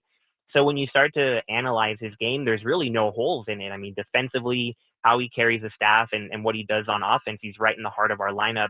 I would definitely see him getting the call up, whether it's El Paso or San Diego, very, very soon. We've all been talking about it, of what that might do to affect our team in terms of results, but obviously we want the best for him, and he's someone that I see going up very, very soon. We're talking with Missions broadcaster Brian Yenselson, the San Antonio Missions AA affiliate of the San Diego Padres, giving us an update on how the first half of the season went down in AA San Antonio as we approach the trade deadline here coming up in the next couple of weeks or so. Let's talk about the pitching staff. I want to talk about one pitcher in particular before we get to the, probably the studs that you would be mentioning about this pitching staff. Luis Patino, player for the Padres, came up, was part of the Futures game a handful of years ago, was sent to Tampa Bay in a couple of trades that was, with the Padres, ends up getting hurt a couple of times. He gets released. Padres pick him back up, and he's finally back from injury and then gets hurt again. What have you seen of Luis Patino in his, kind of 5 games that he's been able to participate in? Yeah, I'm glad you asked about him, because he can definitely go under the radar, but he became a huge part of that final push, especially. And we have such good arms at the top of the rotation that he can be forgotten. But he looked really solid when he was back, had an interesting moment getting to pitch in Amarillo, which is where he pitched in AA when they were the Padres affiliate for that 1 year when the Missions went to AAA. But he had that whole welcome back, and he was pitching as good as he has in a while. He would tell people, the media was excited to see him in Amarillo, had some media out in San Antonio to talk to him, and he would talk about how he's dealt with that injury. He got a new tattoo on his wrist, and it says, "Be patient." And that's what his mantra has been, just be patient, work hard. He's still such a young guy for someone who spent all that time in the big leagues and has been traded as many times. He's still only 25 years old, and he was doing well, was a big part of the rotation, would piggyback as he would start, and then we'd had someone piggyback after him. But yeah, unfortunately, just that last start in that game I mentioned against Frisco, when we just had to win and we would have claimed that title, he had his only rough outing with the Missions and ended up leaving pretty early, and we haven't seen him since. I do think the updates have been pretty good. I think we're hoping to see him sooner rather than later. I don't think it was necessarily as serious as definitely not as serious as his previous injury, which led to Tommy John, but don't know exactly when that would be. But I definitely hope to see him back in San Antonio, and I think the Padres are definitely excited about having him back in the system, because when he was on, he was back to himself. We're talking with Brian Yenselson of the San Antonio Missions. He's the broadcaster for the AA affiliate of the San Diego Padres, talking about the first half of the Mission season. Brian, let's talk about the rest of the pitching staff. The reports that we get from a lot of different people throughout minor league baseball and Major League Baseball is that the Padres have a lot of bullpen level help, and that's not just at the Major League level with 3 all-stars in this year's All-Star game, but also at the minor league level. A lot of live arms in this farm system, and you guys got a decent amount of them. Who are some of these arms that Padres fans should either be on the lookout for at the trade deadline or on the lookout to be future Padres? Well, I think you've already seen a couple of them, which has been so exciting to see for us. David Morgan getting the call up straight from Double-A. We were in Amarillo, literally sheltering from a tornado, and then the next day he gets the call up, and there he still is, living as a major leaguer, doing well. So he's definitely someone that I think should stick around. Eduardo Nunez, I mean, he was carving batters up. He had spent time at Triple-A with the Cubs organization, and after a little bit of a struggle at the beginning of the year just with command, there was a point where nobody was even touching him, and it was no surprise. He ended up doing the little step to Triple-A, but then you see why he clearly went to the majors. So him and David Morgan, there's a reason why they've stuck. We're so proud of having them up there. Bradley Rodriguez, he had that little appearance where now he's back in Triple-A, and I know he's dealt with some injuries, but he's legit. He's given full effort on every single pitch that he's making. So I think those three obviously made it, and Padres fans can be excited about it, but you still look at our bullpen, and it seems like everyone that we put in is someone who can make that next step. Right now, as of late, Jake Higginbotham, he's been touching 96 miles an hour. I know he's been working very hard with our pitching staff down in Double-A, and they're very excited about the results that he's putting up. He's a left-handed reliever who started with the Atlanta Braves organization and then went to the Detroit Tigers, but he's with the Padres, signed as a minor league free agent. And I think if there's a need for a left-handed reliever, I would not be surprised if Jake Higginbotham is someone who's called up. Ryan Ock, I think, is another lefty that our staff and the Padres are pretty excited about, trying to get that velocity up and seeing what he can produce. And so those are some of the names still in our bullpen. We're having J.B. Wendelken, former major leaguer. He's been pretty good as of late, had a couple scoreless innings up in Wichita, but it's really been next man up in the Missions bullpen. And when you think 9 pitchers called up, that's going to deplete a staff, it hasn't at all, because it just keeps happening. And I think it's a testament to what the Padres are doing. First time in Major League history that a team has 3 relievers in the All-Star game, and there's plenty more where that came from. So we've been lucky, because when we have a lead late, that's kind of become the golden stat for the Missions. When we score first, we're 26-7. And when we have a lead, we've only lost 1 game when having a lead after 8 innings. So that's because of those relievers we've had. And I think there's plenty more exciting guys to come up. Another guy I'll throw in there, Jose Geraldo, known as Kraken. He touched 97 and 98 this past week in Wichita. He's been super exciting. He's been with the Padres for 8 years now. And I could see him, if he can get his command consistently, as another guy that gets the call up pretty soon. Talking with Brian Jenselson of the San Antonio Missions, the broadcast for Double-A affiliate for the San Diego Padres. Kind of recap of the first half of this mission season. We talked about the bullpen. The last thing for you, pretty decent starting staff. Henry Baez has had a good year statistically in 18 starts. Braden Nett is a name that we've been talking about or heard a lot up here at the big league level. Jagger Haynes, another guy that's made a lot of starts, and Victor Lizarraga, part of that starting staff, who might not have statistically look as good as maybe some of the others, but they got good arms, live arms at the front end of ball games in San Antonio too. We do. And if you look at the ages of those guys, it says everything you need to know. The oldest starter is 24 years old, and he's spending his first year at the Double-A level. But Henry is still 22. Victor is 21. Braden just turned 23, and Jagger is 22 as well. So for them to already be at the Double-A level, spending a complete season, I think says a lot about their growth and the experience that they're already getting. But especially those first 2 guys, Henry Baez and Braden Nett, it's become kind of a 2-headed monster. And whenever they're on the mound, you know that the Missions have a chance to win, and for different reasons. I think when you look at Braden Nett, his story that's come out recently, I was fortunate enough to talk to him on my podcast and bring that story to light a little bit, which is an honor of mine because it's a tremendous story.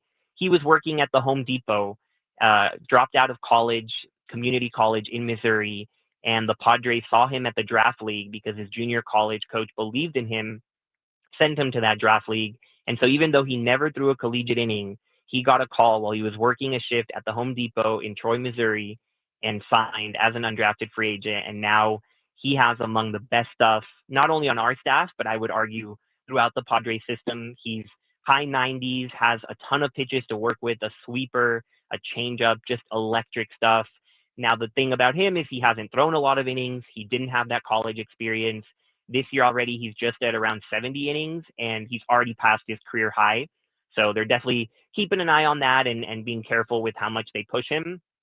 But in terms of raw ability and stuff, just within the story that he's been through, I don't even think he knows how good he is. It's one of those things where it's happened. He's kind of bumped into it. He was just working at the Home Depot, and now here he is. And so I don't even think he realizes how good he is.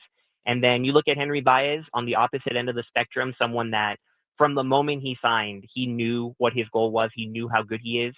And he's just steady, consistent, doesn't miss a beat. He walks a batter, maybe gives up a run here or there, and you wouldn't tell that anything's different. He's going to give you 6 or 7 shutout innings every time he's out there. He was the Texas League Pitcher of the Month for June. He leads the Texas League in ERA. He's at the top of the league in innings as well, so it's not a fluke. He's not only throwing a lot of innings, but he's doing well in them.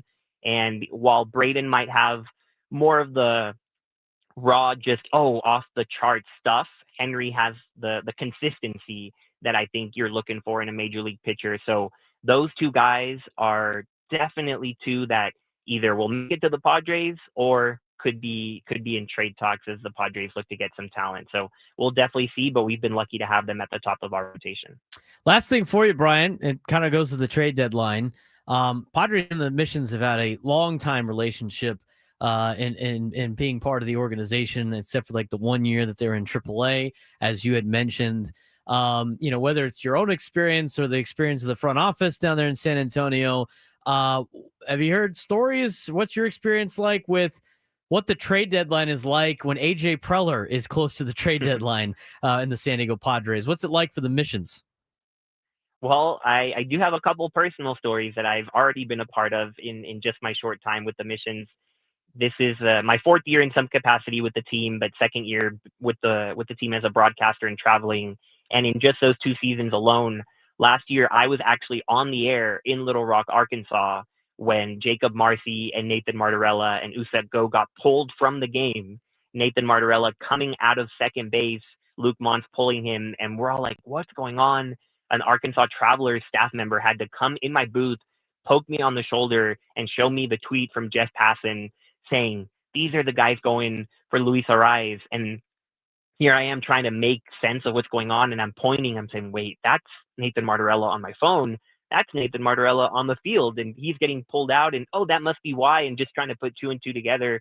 And that wasn't even the trade deadline. That was, I want to say it was early May. It was one of our first road trips, honestly, just getting the knack of things, and there they go.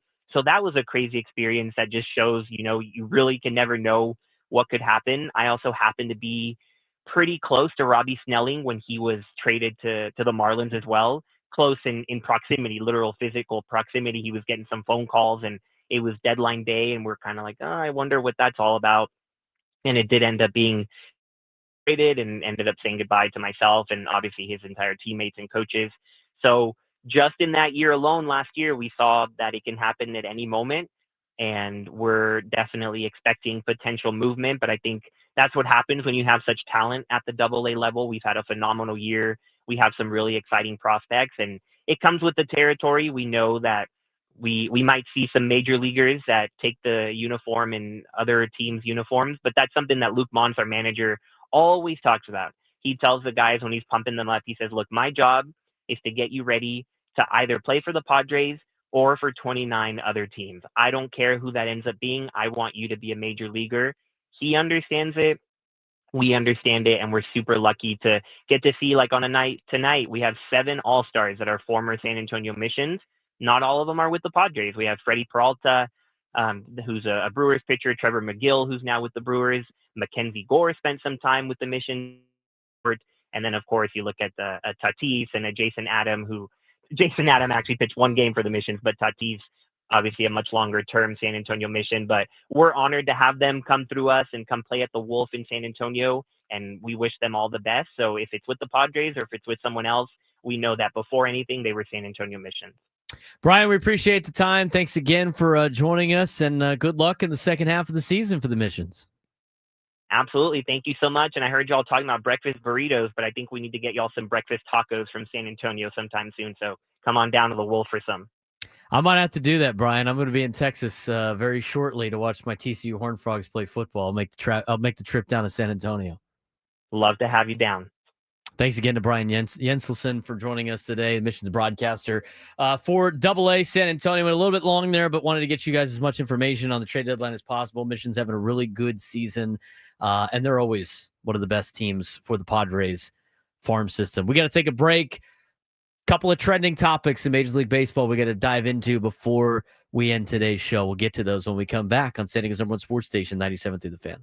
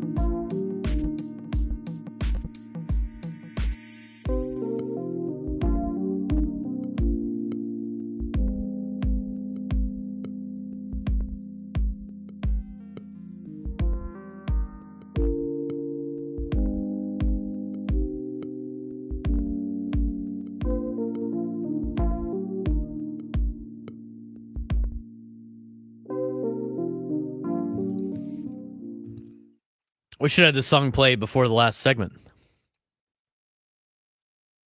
I knew he was going to do the breakfast taco thing. Like, come on. Burritos it needs to be the Texas State-San Diego State new rivalry of the Pac-12. A breakfast taco / breakfast burrito. Get the trophy ready. I agree. That'd be a hell of a trophy. Love to have it in my NCAA 26 collection. I got to download that game. You still haven't bought it? No. Bro. I've been busy, right? Doing stuff. You got to be less busy. Also, the room that my PS5 happens to be in currently does not have a couch. That sounds like an easy problem to fix. Well, it needs like a chair or something. No, move the PlayStation, you goober. I'm not moving the PlayStation's in a good spot. I don't need to move it. But it is less enticing. Why I didn't do that. I am. So today I gotta go get my mom's car because I'm picking up my parents from the airport. They went to Vegas for like 2 days. It was like a concert. I don't know what they went. They went to some concert or something. I don't know why you would go to Vegas in July. They said the same thing when they were leaving on Sunday. Why did we go to Vegas in July? Why are we going to Vegas in July? Their friends wanted to go to Vegas in July. It was like a couples kind of deal. I mean, why would you want to go to Vegas in July? And they went during the time. What are you betting on, by the way? Like, there's no sports betting. They're like European soccer, maybe. No, they're all off. Everybody's off. This is the fun little trivia question for you when you're like, what is the one time of the year where nothing's going on sports wise? Oh, the All-Star break. Yeah, congratulations. Got it right. Jake Waters in the chat. Mountain West Media Day is tomorrow in Vegas. Is Jake going? Or is he too big time for the Mountain West now? Oh, going to the Big Ten Media Days instead. They gotta find out. No, if he's too big time for the Mountain West, he's definitely going to the Pac-12 Media Days. He might. I know he's going to the Big Ten ones. But, Vegas in July does not sound fun at all. You have to pay to go to most of the pools now anyway. Arizona in July sounds worse. Is it really much worse? Can't possibly be much worse. Yeah, I mean, 105 and 110 kind of feel the same after that. It's a dry heat. He's like a little big time. We got a guy going. Jake Waters got a guy going. Not going to the Pac-2 Media Days. Are they doing that this year? Last year they did. It was hilarious. The Pac-2 Media Days. If they did a Pac-2 Media Day, they should just brought all their sports in on the same day. Make it look like it was a way bigger deal than it needed to be. So anyway, I had to get my mom's car. I had to drive that today. So I'm right after the show. I got to go pick him up at the airport. Get some leftover Kraft taco for him. There you go. And then after, when I drop them off, I think I'm going to get, if I buy the Phil Steele College Football 25 edition. 26. No, the Phil Steele's 25. Oh. If I buy the magazine before the game. Oh. That might be in play. I might be buying the magazine before the game. I might go physically to Barnes & Noble. The one closest to me is in Carmel Mountain. They have it, apparently. And I'm going to buy it. And then when I get back, I'll buy the game. There you go. And you can read the magazine while you're waiting for the download. Yeah, waiting for the download to take 5 days. As I say, it should only be a couple. What's today? Third Tuesday? You'll probably be playing it by next Thursday. Yeah, probably. Not as many people downloading it right now. They've already downloaded it. They're already playing. So maybe that's the case. That's not how that works. I think that's how it works. No, that's not how it works. It's not taking up as much bandwidth anymore. It's your own personal bandwidth, not the game's Well, I got good bandwidth. internet, Frank. All right. Maybe some of us have better internet than others. We are talking about the guy that can't pull up our rundown sheet at home. Maybe that, you know what? Maybe we analyze the problem. Man. Shut up. All right. Have you noticed? Slander. Have you noticed the missions have gotten a they have a mascot now? Oh, have they? It's a chili pepper wearing Davy Crockett outfit, swinging a bat. Still love It's honestly awesome. The flying chanclas. That's great. Alter ego is fantastic, by the way. I love how all the minor league teams have different teams. Yeah, have an alter ego. Yes. Like, wasn't the Fresno Grizzly like the Tacos for a long time? I think so. Like, I know the Binghamton Rumble Ponies are the Bathtub Donkeys, which is just amazing. Okay, this is the first time I've seen the logo for the mascot, but I know I've seen this mascot before. Do you want to know what the mascot's name is for the mission's mascot? Alamo. His name is Jalapeno. A baseball playing jalapeno. So they have Jalapeno, and they also have Henry the Puffy Taco, a literal puffy taco. Do they have a flip flop for the alter ego? I don't think so. I haven't seen a flip flop. Henry the Puffy Taco. Bless you. Yeah, as a Southern California native, it's not inclined with Tex-Mex. Who in the chat wants to tell me what a puffy taco is? Do you know what a puffy taco is? No, I'm white, dude. What does that have to do with anything? I'm white from the East Coast. I have no idea what a fluffy taco is. What is a puffy taco? Somebody tell me what a puffy taco is. You have the Google machine in front of you. I don't want a Google machine puffy taco on a work computer because I don't know if there's going to be an alternate search that pops up. We have a place called Henry's Puffy Tacos in San Antonio. Jalapeno is a hell of a name for a mascot, by the way. Maybe Puffy Tacos is a San Antonio thing. Nate Taylor in the chat. What is going on? All-Star Break Radio is what's going on right now. I got sidetracked by Jalapeno, but the Puffy Taco thing has got me intrigued. It's about food. Nate, isn't that like Allie, dude? Guy goes rants and raves about beaver nuggets from Buc-ee's, and Puffy Tacos where we draw the line. There it is. There it is in the chat. I just saw it. That's what we were trying to avoid. No. There it is.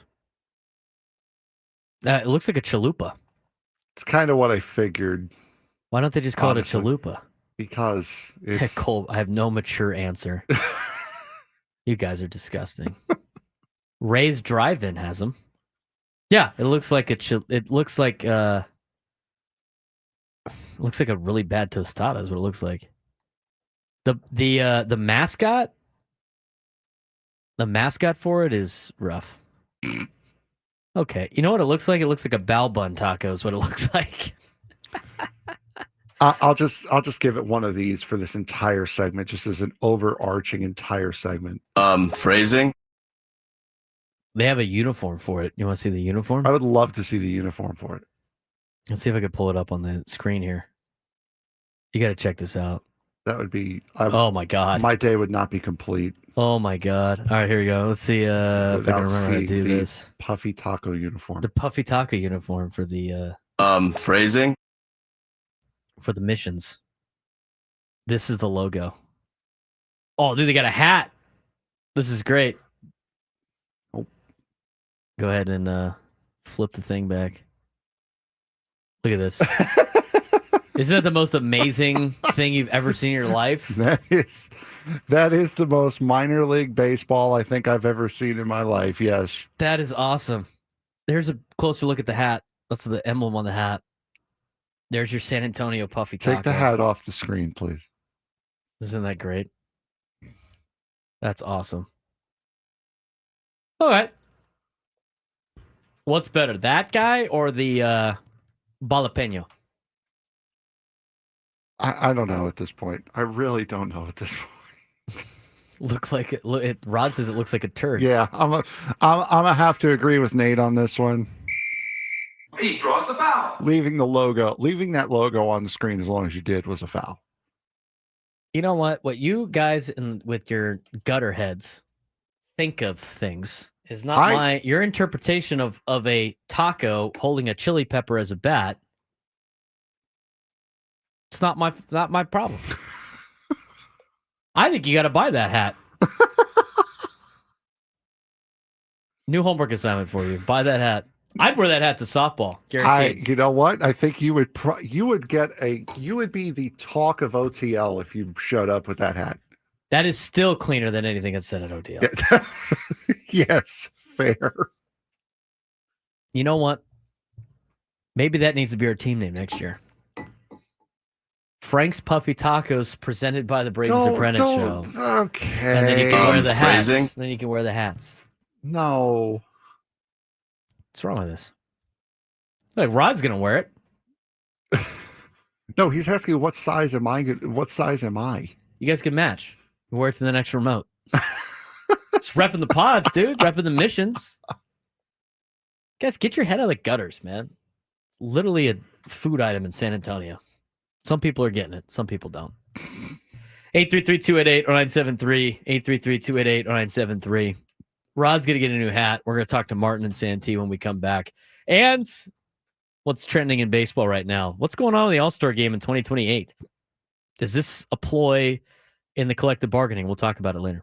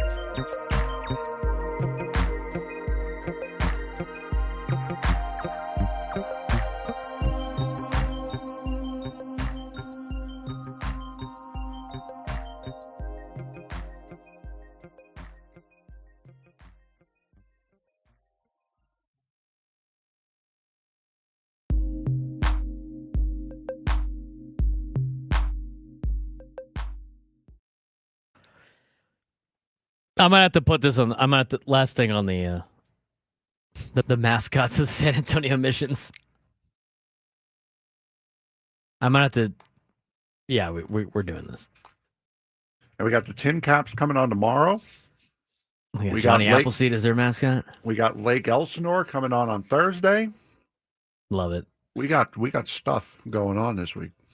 You want to see the two mascots fighting? I would love to see the two mascots fighting. My day would not be complete if I do not see the two mascots fighting. So here's San Antonio Missions Jalapeno, which is a jalapeno wearing a backwards hat and a baseball jersey. Body slamming. It's just an image. Henry the Puffy Taco. That is hilarious. That is amazing. Nate Taylor wanted to see it. I could see why he wanted to see it, not Google search it himself. But there's Jalapeno body slamming Henry the Puffy Taco. Praising. Welcome to the All-Star Week, ladies and gentlemen. Is it crazy? No. It's just minor league baseball.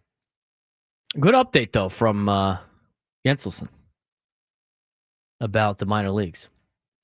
Now, there is a trending topic in baseball I want to get to in terms of the All-Star Game and the Olympics. But first, let's get to Martin and Santee. Martin, what's going on, man? Braden, always appreciate that you take my call. So your interview skills over the years are great and have been improved dramatically. So again, I don't get into the chat part because it's a different element than me, but I again appreciate that you take my call. I just want to say that it was crystal clear to me how great the Padres organization is, listening to your interview of the minor league broadcaster and the depths of this organization, including the broadcaster. I mean, just the knowledge and what it brings to us as local fans. I've been a fan for a very long time. I turn 66 tomorrow, so I've been around a while. Happy birthday. And thank you. But it's for those in the chat, and again, maybe an age group from me, but it's so clear that the Padres organization from top to bottom runs an elite program, brings, fortunately, the number of minor leaguers to the pros, not all with us, of course, but what did it get us? It gets us, highest expectations. It gets us playoff aspirations every year now. We've never had that. We've never had that as consistently as we do now. And I just wanted to say I appreciate you and Frank bringing that to us. And hopefully this time next year, All-Star breaks, slow down radio stuff, bring it back. Keep us updated on the progress of the levels of the Padres and what they bring to us. And Frank, so happy. Welcome to San Diego. So thank you. Craft Taco and you are an absolute mix. So no more fouls, all good, and appreciate, again, what each of you bring to the show. But hats off to the Padres organization from every level, and it's great. I enjoy my afternoon lunchtime listen, and happy that there are no more fouls. Well, thank you, Martin, for all the kind guys. words. We appreciate you calling in. Always has a lot of nice things to say. It's Grandpa Martin now. For both of us. That is Grandpa Martin. Don't call him that old. Uncle Martin's probably fine. Frank said that, not me. You can make like 15 promos out for the show out of that. Yeah, I was going to say that one's getting saved. You know, antics at the trade, but we're trying to get as much information out there as possible on this show when it comes to a lot of different things. And again, we're going to have more minor league updates for you. But as Martin said, and we try to like allude to this with the draft report that we have gotten on AJ Preller since he has been a Padres general manager, mixed with the depth that they have, especially in the pitching side of things. As mentioned before, I mean, their ability to acquire talent is very elite. Now, their development might be not as elite as other organizations, but their acquiring of talent and their drafting has been really good. You know, to me, when I evaluate the draft for the Padres, and let me know if I'm out of play here, Frank. If you draft good players and they end up on other teams, does that show you're a good drafter or a bad drafter? Oh, it shows you're a good drafter. You're a good drafter, right? Like, I've had multiple times where I've had conversations or arguments with people about that AJ Preller can't draft and develop. You know, maybe they can't develop. I can entertain that. But the drafting, like, you can't tell me they're not good at drafting. He's had all these all-stars. He's had all these major leaguers. He's had the second most amount of major leaguers out of his drafts since he has started as the general manager of the Padres. And which people's response was, yeah, but they're not for the Padres. What does it matter? He's still drafting major league talent. So the drafting is fine. He does a good job with the draft. And what that leads to is potential really good players at the major league level, or some of these guys, hopefully, that are drafted by the Padres, ultimately benefiting the San Diego Padres. It's a good call by Martin and Santee. All right, let's get to this Olympic thing, Frank. Yes, sir. So, Major League Baseball is considering allowing their athletes compete in the 2028 Olympics. Good. Why is this significant? Well, that'd be a first in reality. There's a couple of things, though, that really point out, is it really Major League Baseball looking for the betterment of that? Like, hey, look, our athletes really want to compete for the Olympics. They really want to compete for their country.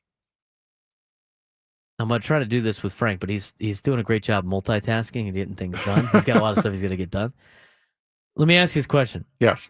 What percentage of athletes in Major League Baseball would you say want to represent their country in international play? 100%. You think if given the opportunity, I think everyone would jump on the chance to even to pitchers wear. Yes. in the middle of the season? Yes. I'd go like maybe 90%, but he's going different. 100. It's different and you see it in soccer, because that's and the NHL especially now. Once you have the opportunity to wear your nation's colors on your back, that supersedes everything else. It's the only real opportunity for people, yes, to represent where they're from, yes, who they are, more than the rare occurrence of, you know, Joe Musgrove being able to represent San Diego and maybe a couple of guys throughout Major League Baseball that play for their hometown. Mm-hmm. So a lot of players would probably say yes to this. All right, that's question number one. Question number two. In reality, do we think Major League Baseball is allowing this or even entertaining this if the Olympics in 2028 were not in the United States?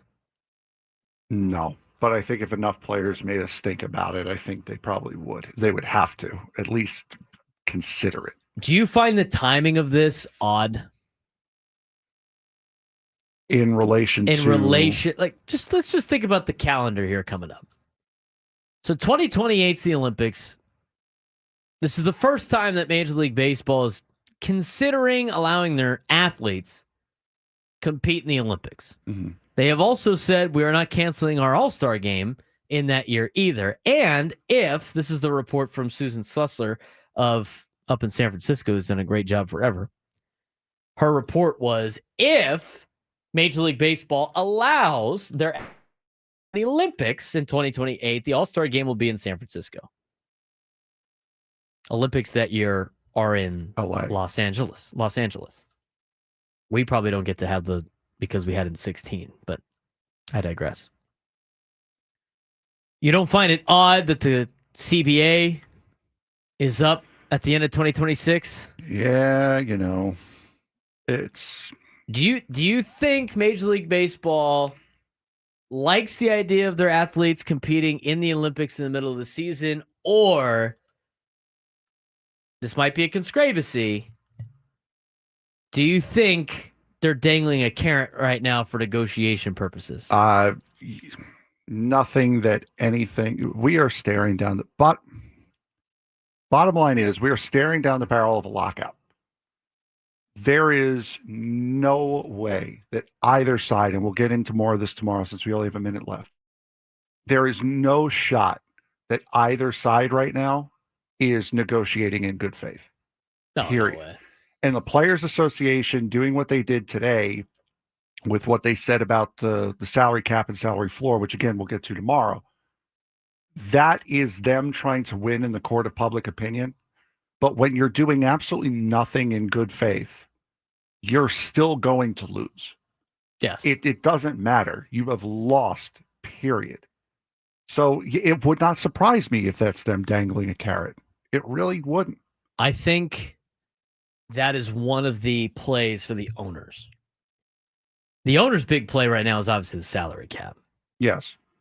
I think the players are looking more towards maybe some revenue sharing. I think they're looking more towards, the international thing. I think there's probably more days off. I mean, you got to think of like what the owners are willing to give up in order to get the salary cap. Like, what are the things that the players absolutely want? Probably getting more money for the postseason. Like they don't get paid in the postseason. They get paid based on whatever game it gets to. I forget how many. I think the first four. The players only get paid for like the first couple of games. I think the extra games go to the owners. I forget how the level is. Or maybe it's vice versa. I think it might be vice versa, where like the first four games of the playoff series go to the owners, and then they get any extra game. It's interesting. I mean, but at this there's point, a lot that we got to break down tomorrow about it. Frank, hold your thought for tomorrow. Big thank you to Eddie from Craft Taco for stopping by and feeding us today. He's Frank Marchese. I'm Braden Surprenant. Enjoy the All-Star game tonight. We'll talk to you guys tomorrow. Coming up next, Chris Ello, Matt's Gravy, Gwen and Chris, setting us on Sports Station 917 Fan. Padres.